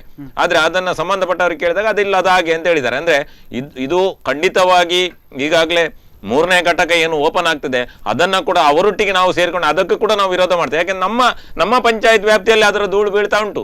ಇವತ್ತು ನಾವು ಅದನ್ನು ಅನುಭವಿಸ್ತಾ ಇದ್ದೇವೆ. ನೀವು ಇವತ್ತು ಹೊರಗೆ ಬನ್ನಿ, ಎಲ್ಲಿಯಾದ್ರೂ ಒಂದು ಬೈಕ್ ಇಡಿ, ಸ್ವಲ್ಪ ಹೊತ್ತು ಹನಿ ಬಿದ್ದ ನಂತರ ಅದನ್ನು ಓರಸಿ, ಅದರಲ್ಲಿ ಕಂಪ್ಲೀಟ್ ಕಪ್ಪು ಮಸಿ ಅಂತ ಇದು ಬರ್ತದೆ. ಯಾಕೆಂದ್ರೆ ನಾವು ಎಣಿಸುವುದು ಬೈಕಲ್ಲಿ ರಸ್ತೆಯಲ್ಲಿ ಹೋಗುವಂತ ಧೂಳು ಅಂತೇಳಿ. ಇದನ್ನ ನಾನು ಕಂಡಿದ್ದೇನೆ, ನಾನು ಇದನ್ನ ಪರೀಕ್ಷೆ ಮಾಡಿದ್ದೇನೆ. ಆದ್ರೆ ಸಮಯ ಸಂದರ್ಭ ಬಂದಾಗ ಅದನ್ನು ಹೇಳಬೇಕಾಗ್ತದೆ ಅಂತೇಳಿ. ಯಾಕೆಂತ ಹೇಳಿದ್ರೆ ಇದರಿಂದಲೇ ನಮ್ಮ ಹೂವಿನ ಗಿಡ ಕಂಪ್ಲೀಟ್ ಕೃಷಿ ಹಾಳಾಗ್ತಾ ಉಂಟು. ಈಗ ನೀರಿಲ್ಲದಿದ್ರೆ ಇನ್ನೂ ಕೃಷಿ ಹಾಳಾಗ್ತದೆ. ಇದನ್ನ ಜನರು ಇವತ್ತು ಏನು ಮನೆಯಲ್ಲಿ ಕೂತ್ಕೊಂಡಿದ್ದಾರೆ, ಅವರು ನಾಳೆ ಬೀದಿಗೆ ಬರಬೇಕು. ಯಾಕಂದ್ರೆ ಅವ್ರಿಗೆ ಗೊತ್ತಾಗಬೇಕು. ನಾವು ಖಾಲಿ ಇವತ್ತು ಬಂದ 1,000-2,000 ಜನ ಸಾಕಾಗುದಿಲ್ಲ ನಮ್ಗೆ. ನಾವು ಈಗ ಎಲ್ಲರನ್ನೂ ಸಹ ಇದು ಹೇಳಿದ್ದೇವೆ. ಇದು ಒಂದು ಕಡೆಯಿಂದ ಪೆಟ್ಟಲ್ಲ ನಮ್ಗೆ, ಒಂದು ಕಡೆಯಿಂದ ಈಗಾಗಲೇ ನಮ್ಗೆ ಧೂಳು ತಿಂತಾ ಇದ್ದೇವೆ ಈ ಯೋಜನೆಯಿಂದ. ಅದರಲ್ಲಿ 3ನೇ ಘಟಕಕ್ಕೂ ಕೂಡ ಆ ಪ್ರದೇಶದ ಜನರು ಹೋರಾಟಕ್ಕೆ ಬಂದರೆ ಖಂಡಿತ ನಮ್ಮ ಬೆಂಬಲವನ್ನು ನಾವು ಅವ್ರಿಗೆ ಕೊಡ್ತಾ ಇದ್ದೇವೆ. ಅದೇ ರೀತಿ ನಮ್ಮಲ್ಲಿ ಇರುವಂಥ ನೀರನ್ನು ಉಳಿಸುವಂಥ ಪ್ರಯತ್ನ ಕೂಡ ನಾವು ಮಾಡ್ತಾ ಇದ್ದೇವೆ. ಅದಕ್ಕೆ ಅವರು ಕೂಡ ಸಹಕಾರ ಮಾಡಬೇಕಂತ ಹೇಳುವಂಥದ್ದು. ಎಸ್ ವಿಶ್ವನಾಥ್ ಅವರೇ, ಈಗ ನೋಡ್ತಾ ಹೋದ್ರೆ ಇಂಜಿನಿಯರ್ಗಳು ಬಂದಿದ್ದಾರೆ, ಮೊನ್ನೆ ಕಾಪು ಪುರಸಭೆಯಿಂದ ಇಂಜಿನಿಯರ್ಗಳು ಬಂದಿದ್ದಾರೆ, ಅಧಿಕಾರಿಗಳು ಬಂದಿದ್ದಾರೆ ಅಂತ ಹೇಳಿದ್ರು. ಏನು ಅಂತಂದರೆ ಹೇಗೆ ಯೋಜನೆಗಳನ್ನು ಹಾಕ್ಕೊಂಡಿದ್ದೇವೆ ಅಂತಕ್ಕಂಥ ವಿಚಾರಗಳನ್ನು ಹೇಳೋದಕ್ಕೆ ಬಂದಿದ್ದಾರೆ ಅಂತ. ಇದಕ್ಕಿಂತ ಮುಂಚೆ ಬಂದು ಯಾವತ್ತಾದರೂ ನಿಮ್ಮ ಕಷ್ಟಗಳನ್ನು ಬಂದು ಕೇಳಿದಾರಾ ಅಂತ? ಇಲ್ಲ, ಇಂಜಿನಿಯರ್ಗಳು ಯಾವತ್ತೂ ಯಾರನ್ನು ಬಂದು ಮೀಟ್ ಆಗಲಿ. ಅಧಿಕಾರಿಗಳಾದ್ರೂ ಜನಪ್ರತಿನಿಧಿಗಳಾದ್ರೂ ಬಂದಿದ್ದಾರೆ? ಇಲ್ಲ, ಯಾರೂ ಬಂದಿಲ್ಲ. ಅವರಷ್ಟಕ್ಕೆ ಪೆನ್ನಿನಲ್ಲಿ ಒಂದು ಪೇಪರ್ ತಗೊಂಡು ಗೆರೆ ಹಾಕಿದ್ರು, ನಮಗೆ ಇಂಥ ಪ್ಲಾಂಟ್ ಮಾಡ್ಬೋದು. ಅಲ್ಲಿ ಬಂದರು, ವಿಜ್ಞಾನಿ ಒಬ್ಬರನ್ನು ಕರ್ಕೊಂಡು ಬಂದ್ರಂತೆ, ನೀರಿನ ಸೋರ್ಸ್ ಇದೆ ಅಂತ ಹೇಳಿದರು. ಯಾವ ರೀತಿ ಆ ವಿಜ್ಞಾನಿ ನೀರಿನ ಸೋರ್ಸ್ ಆ ಕುರ್ಕಾಲ್ ಪಾಪನಾಶಿನಿ ನದಿಯಲ್ಲಿ ಇದೆ ಅಂತ ಹೇಳಿದ್ರು ನನಗೆ ಗೊತ್ತಿಲ್ಲ. ಯಾಕಂತ ಹೇಳಿದ್ರೆ ನನಗೆ ಇವಾಗಲೇ ನಾನು ಇಲ್ಲೇ ಹುಟ್ಟಿ ಬೆಳೆದವ, 35 ವರ್ಷ ಆಗ್ತಾ ಇದೆ. ನಾನೊಂದು ಕಡಿಮೆ ಅಂದರೆ ಒಂದು 6-7 ವರ್ಷದಿಂದ ನಾನು ಕೃಷಿ ಭತ್ತದ ಬೆಳೆಯನ್ನು ಬೆಳೀತಾ ಇದ್ದೇನೆ. ಪ್ರತಿ ವರ್ಷನೂ ನಾನು 2 ಬೆಳೆ ಮಾಡ್ತಾ ಇದ್ದೆ ಸುಗ್ಗಿ. ಈ ಸಲ ಒಂದೇ ಬೆಳೆಯಲ್ಲಿ ನಾನು ನಿಲ್ಲಿಸಿದ್ದೇನೆ. ಯಾಕಂತ ಕೇಳಿದರೆ ನನಗೆ ಈ ಕುರ್ಕಾಲು ಅಣೆಕಟ್ಟಿನ ಚಾನೆಲ್ ಮುಖೇನವಾಗಿ ಆ ಸಿಹಿ ನೀರು ಏನೋ ಬರ್ತಾ ಇತ್ತು ಗದ್ದೆಗೆ, ಅದು ಈ ಸಲ ನನಗಿಲ್ಲ. ಅರ್ಥಾತ್ 2.5 ಫೀಟ್ ನೀರು ನನಗೆ ಮೊದಲನೇ ನವೆಂಬರ್ 18ರ ತಾರೀಕಿನ ಆ ಟೈಮಲ್ಲೇ 2.5 ಫೀಟ್ ನೀರು ಕಡಿಮೆ ಇದೆ ಆ ನದಿಯ ಜಲಮಟ್ಟ ಏನು 2.5 ಫೀಟ್ ಕಡಿಮೆ ಇದ್ದದಕ್ಕೋಸ್ಕರ ನಾನು ಅದು ಸೆಕೆಂಡರಿ ಏನು ಬೆಳೆ ಬೆಳಿಬೇಕಿತ್ತೋ ಅದನ್ನು ನಾನು ಕೈ ಬಿಟ್ಟಿದ್ದೇನೆ. ಯಾಕಂದರೆ ಅದು ನನಗೆ ಜನವರಿ ಅಲ್ಲಿ ಕಟಾವು ಟೈಮಲ್ಲಿ ನನಗೆ ನೀರಿನ ಸಮಸ್ಯೆ ಆಗ್ತದೆ ಅಂತ ಗೊತ್ತಾಯಿತು. ಅದಕ್ಕೋಸ್ಕರ ನಾನು ಕೈ ಬಿಟ್ಟಿದ್ದೇನೆ. ಅರ್ಥಾತ್ ನಾನು ಒಬ್ಬ ಸಾಮಾನ್ಯ ಕೃಷಿಕನಾಗಿ ನಾನು ಕೈ ಬಿಡುವಾಗ ಇವರು ಅದರ ಬಗ್ಗೆ ಎಲ್ಲ ಅಧ್ಯಯನ ಮಾಡಿಕೊಂಡು ಇಂಜಿನಿಯರ್ಗಳಂತ ಎನಿಸ್ಕೊಂಡವರು ಯಾವ ರೀತಿ ಅದರಲ್ಲಿ ಒಳ ಹರಿವು ಇದೆ ಅಂತಾರೋ ದೇವರಿಗೆ ಗೊತ್ತು. ಯಾಕಂತ ಹೇಳಿದರೆ ಶಿರ್ವದಲ್ಲೇ ಇದೇ ಸೇಮ್ ವೆಂಟೆಡ್ ಡ್ಯಾಮ್ ಇದೆ. ಆ ಶಿರ್ವದವರು ಅಲ್ಲೇ ಬಂದ್ ಮಾಡಿದ ನಂತರ ಒಳ ಹರಿವು ಸಂಪೂರ್ಣವಾಗಿ ನಿಲ್ಲುತ್ತೆ. ಅದು ನವೆಂಬರ್ 25-30 ಒಳಗಡೆ ಎಲ್ಲ ಒಳ ಹರಿವು ನಿಲ್ಲುತ್ತೆ. ಆನಂತರ ಒಳ ಹರಿವು ಇಲ್ಲ ಆ ನದಿಗೆ. ಆಮೇಲೆ ಈ 100 HP ಪಂಪ್ ಅಳವಡಿಸಿದ್ರೆ ಇವರಿಗೆ ಕಡೆಯ ಪಕ್ಷ ಒಂದು 7 ದಿನದಿಂದ 8 ದಿನ ನೀರು ಬರ್ಬೋದು. ಆನಂತರ ಇವ್ರು ಏನು ಮಾಡ್ತಾರೆ, ಹಾಗಾದರೆ ಡಿಪೋ ಇವರು ಬಾವಿ ತೋಡಲೇಬೇಕು. ಬಾವಿ ತೋಡಿದ್ರೆ ನಮ್ಮ ಸುತ್ತಮುತ್ತಲಿರುವ ಬಾವಿಗಳ ಎಲ್ಲ ಅಂತರ್ಜಲವನ್ನು ಇದು ಹೀರ್ಕೊಳ್ತದೆ. ಅಂದ್ರೆ ಇದು ಕೆಳಮಟ್ಟದಲ್ಲಿದೆ, ಎಲ್ಲ ಹೀರ್ಕೊಳ್ತದೆ. ಅದು ಸಾಕಾಗಿಲ್ಲ ಅಂದ್ರೆ ಅಲ್ಲಿಂದ ಮತ್ತೆ ಇವರು ಬಾರ್ವೆಲ್ ಹೊಡಿಲೇಬೇಕು. ಬಾರ್ವೆಲ್ ಹೊಡಿದ್ರೆ ಪೂರ್ತಿಯಾಗಿ ಇರುವಂತಹ ಸರೌಂಡ್ ಅಲ್ಲಿ ಇರುವಂತಹ ಎಲ್ಲ ಅಂತರ್ಜಲಗಳು ನಶಿಸಿ ಹೋಗುದು ಖಂಡಿತ. ಹಾಗಾಗಿ ನಾವು ಕೃಷಿಕರಾಗ್ಲಿ ನಾವು ಊರಿನವರಾಗ್ಲಿ ಬದುಕುವುದು ಹೇಗೆ? ಈಗ ಒಂದು ಗ್ರಾಮದಲ್ಲಿ 6,000 ಜನರ ಒಂದು ಏನು ಜನಸಂಖ್ಯೆ ಇದೆ, 3 ಗ್ರಾಮದಲ್ಲಿ 18,000 ಜನಸಂಖ್ಯೆ ಇದೆ. ಈಗ ಆ ಗ್ರಾಮಕ್ಕೆ ಇಲ್ಲದ ಅವರ ಇದ್ದ ಬಾವಿಗಳನ್ನು ಬತ್ತಿಸಿಕೊಂಡು ಇವರು ಏಕಾಏಕಿ ಪುರಸಭೆಗೆ ನೀರು ಸಪ್ಲೈ ಮಾಡೋಕೆ ಹೊರಟಿದ್ದಾರೆ ಅಂದ್ರೆ ಇದು ಯಾವ ಹುನ್ನಾರ ಅಂತೇಳಿ ನಮಗೆ ತಿಳಿತಾ ಇಲ್ಲ. ನಮ್ಮ ಮಾರಣ ಹೋಮಕ್ಕೆ ಇವರು ಹೊರಟಿದ್ದಾರೆ ಅನಿಸ್ತಾ ಇದೆ. ಬಹುಶಃ ನೀರಿದೆ ಅಂತ ಹೇಳಿದ್ರೆ ಬಹುಶಃ ಬೋರ್ವೆಲ್ಗಳನ್ನ ತೋಡ್ಬೋದು ಅನ್ನೋ ನಿಟ್ಟಿನಲ್ಲೇ ಕೂಡ ಇದೆ. 100% ಇವರು ಬಾರ್ವೆಲ್ ಸೋರ್ಸ್ ಅನ್ನು ನೋಡ್ಕೊಂಡೇ ಈಗ ಮಾಡ್ತಾ ಇದ್ದಾರೆ ಹೊರತಾಗಿ ಇದು ನದಿ ನೀರಿನ ಮೋಹದಲ್ಲಿ ಬಂದದ್ದಲ್ಲ. ಇವರು ಖಂಡಿತವಾಗಿ ಹೇಳ್ತೇನೆ, ಇಲ್ಲಿ ಅಂತರ್ಜಲವನ್ನು ಕೊರೆಯುವಂತ ಒಂದು ಪೂರ್ವ ತಯಾರಿಯಲ್ಲೇ ಬಂದಿದ್ದಾರೆ ಇವುಗಳು. ಬಹುಶಃ ಒಂದೇ ಕಲ್ಲಿನಲ್ಲಿ ಹಲವು ಹಕ್ಕಿಗಳನ್ನು ಹೊಡೆಯುವ ನಾನು ಮತ್ತೆ ಮಾತಾಡ್ತೇನೆ. ಎಸ್ ವೀಕ್ಷಕರೇ, ನೀವೇ ನೋಡ್ತಾ ಇರೋ ಹಾಗೆ ನಾವು ಈ ಒಂದು ವಿಚಾರವಾಗಿ ಒಂದು ಕುರ್ಕಾಲು ಮತ್ತು ಮಣಿಪುರ, ಅದೇ ರೀತಿಯಲ್ಲಿ ಬೆಳ್ಳೆ ಗ್ರಾಮ ಪಂಚಾಯತಿ ವ್ಯಾಪ್ತಿಯಲ್ಲಿ ಬರ್ತಕ್ಕಂಥ ಈ ಒಂದು ಜನರ ಸಂಕಷ್ಟಗಳ ವಿಚಾರವಾಗಿ ಮಾತಾಡ್ತಾ ಇದ್ವಿ. ಜನಪ್ರತಿನಿಧಿಗಳು, ಕಾಪು ಪುರಸಭೆ ಏನು ಮಾಡ್ತಾ ಇದೆ, ಹಾಗಾದರೆ ಜನರ ಕಷ್ಟಗಳನ್ನು ಕೇಳದೇ ಇದ್ಮೇಲೆ ಅನ್ನೋಂಥ ಒಂದು ಪ್ರಶ್ನೆಗಳನ್ನು ಇಟ್ಕೊಂಡು ಮತ್ತೆ ಮಾತಾಡ್ತೇನೆ. ಅದಕ್ಕೂ ಮುನ್ನ ಚಿಕ್ಕದೊಂದು ವಿರಾಮ.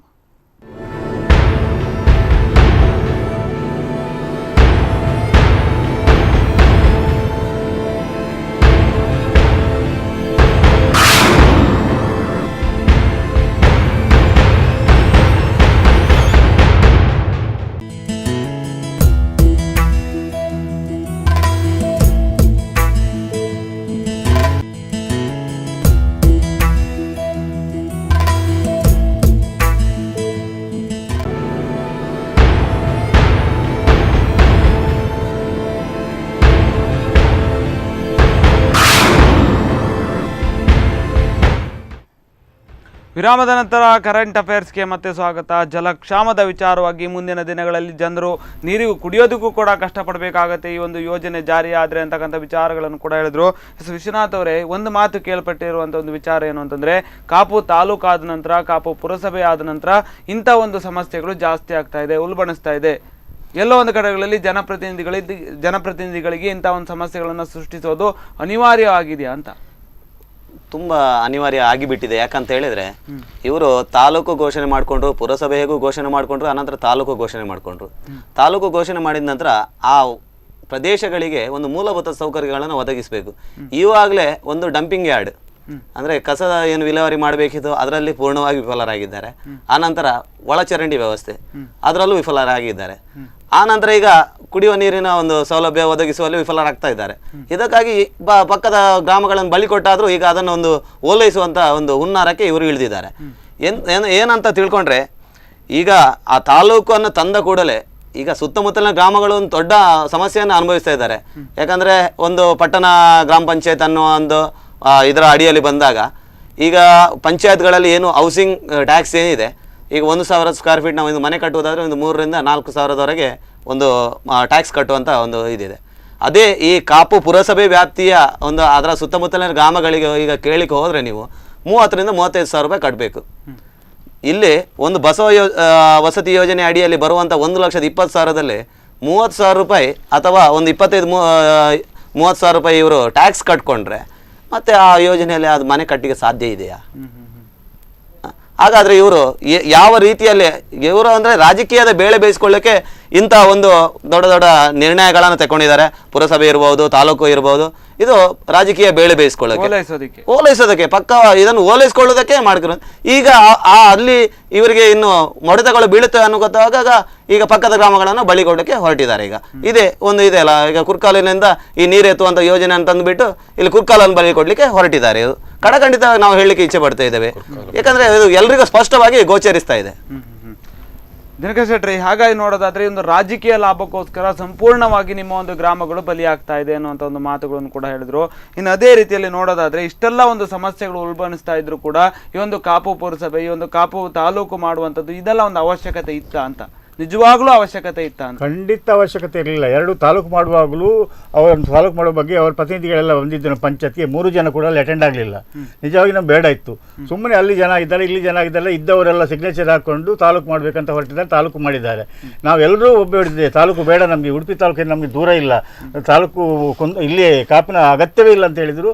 ಬಲವಂತವಾಗಿ ಅದನ್ನು ಮಾಡಿದ್ದಾರೆ. ಒಬ್ಬ ಲೀಡರನ್ನು, ಸಮಾಜ ಸೇವಕನನ್ನು ಮುಂದಿಟ್ಟುಕೊಂಡು ಅವರನ್ನೆಲ್ಲ ಎಲ್ಲ ಪಂಚಾಯತ್ಗಳಿಗೆ ಕಳಿಸಿ ಅಲ್ಲಿ ಇಲ್ಲದವರಿಗೆ ಕೂಡ ಹೋದಲ್ಲಿ ಬಂದವರೆಲ್ಲ ದಸ್ಕತ್ ತೆಗೆದುಕೊಂಡು ಕಾಪು ಇದನ್ನು ಡಿಕ್ಲೇರ್ ಮಾಡಿದ್ದಾರೆ. ನಿಜವಾಗಿ ನಮ್ಮ ಇದಕ್ಕೆ ಕಾಪು ತಾಲೂಕು ಬೇಡವೇ ಬೇಡ ಇತ್ತು.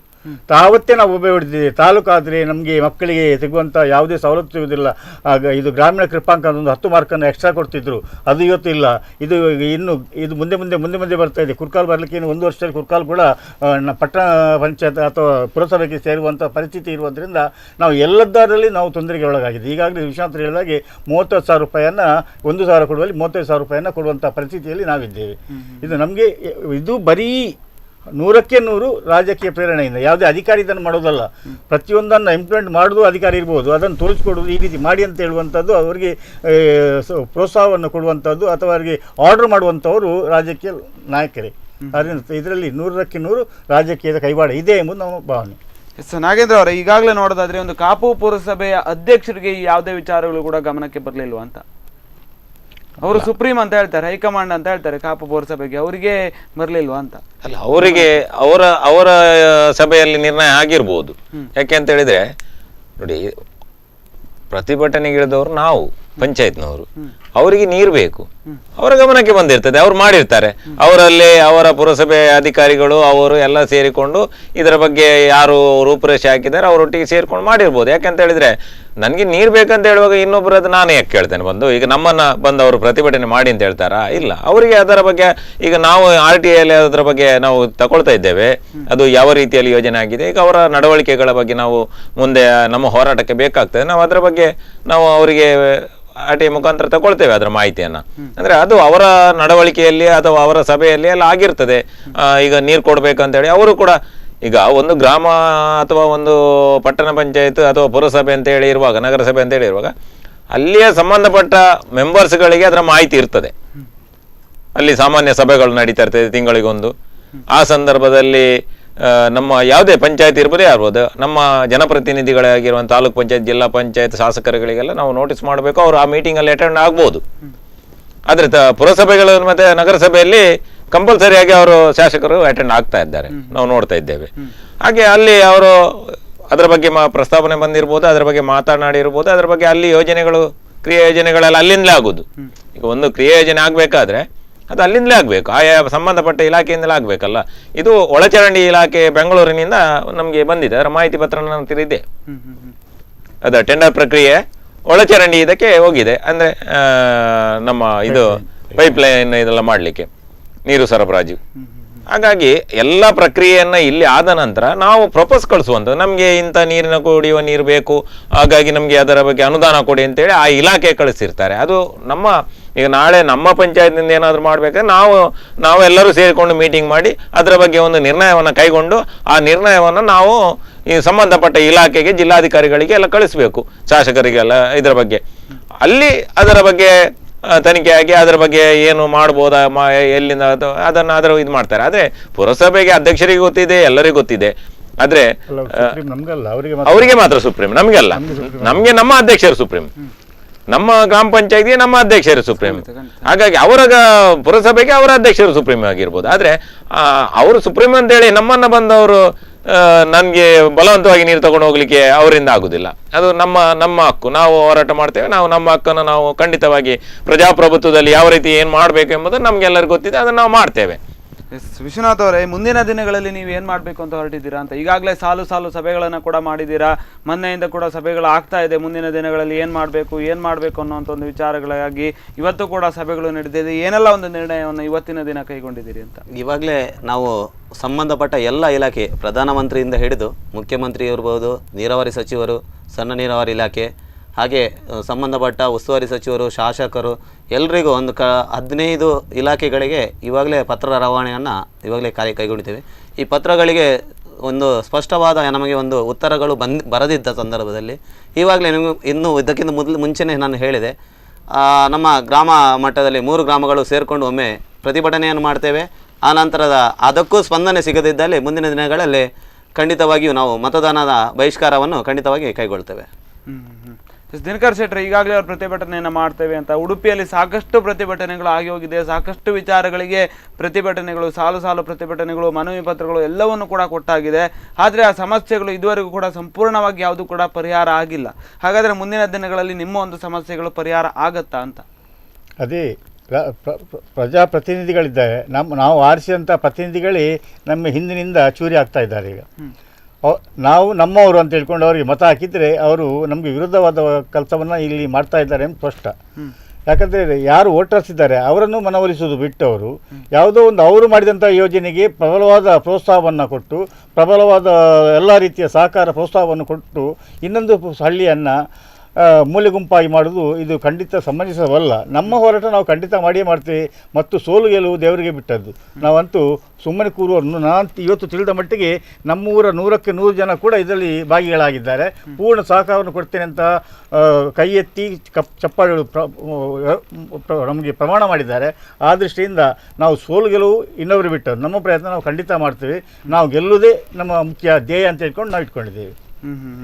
ನಾಗೇಂದ್ರ ಅವರು, ಈಗ ನೋಡ್ತಾ ಹೋದ್ರೆ ರಾಜಕಾರಣಿಗಳು, ಜನಪ್ರತಿನಿಧಿಗಳು ಯಾವ ರೀತಿಯಾಗಿ ಇಂಥ ಒಂದು ಸಮಸ್ಯೆಗಳಿಗೆ ಬಂದು ಸ್ಪಂದಿಸಬೇಕು, ಅವರ ಒಂದು ಕರ್ತವ್ಯವೇನು ಅಂತ?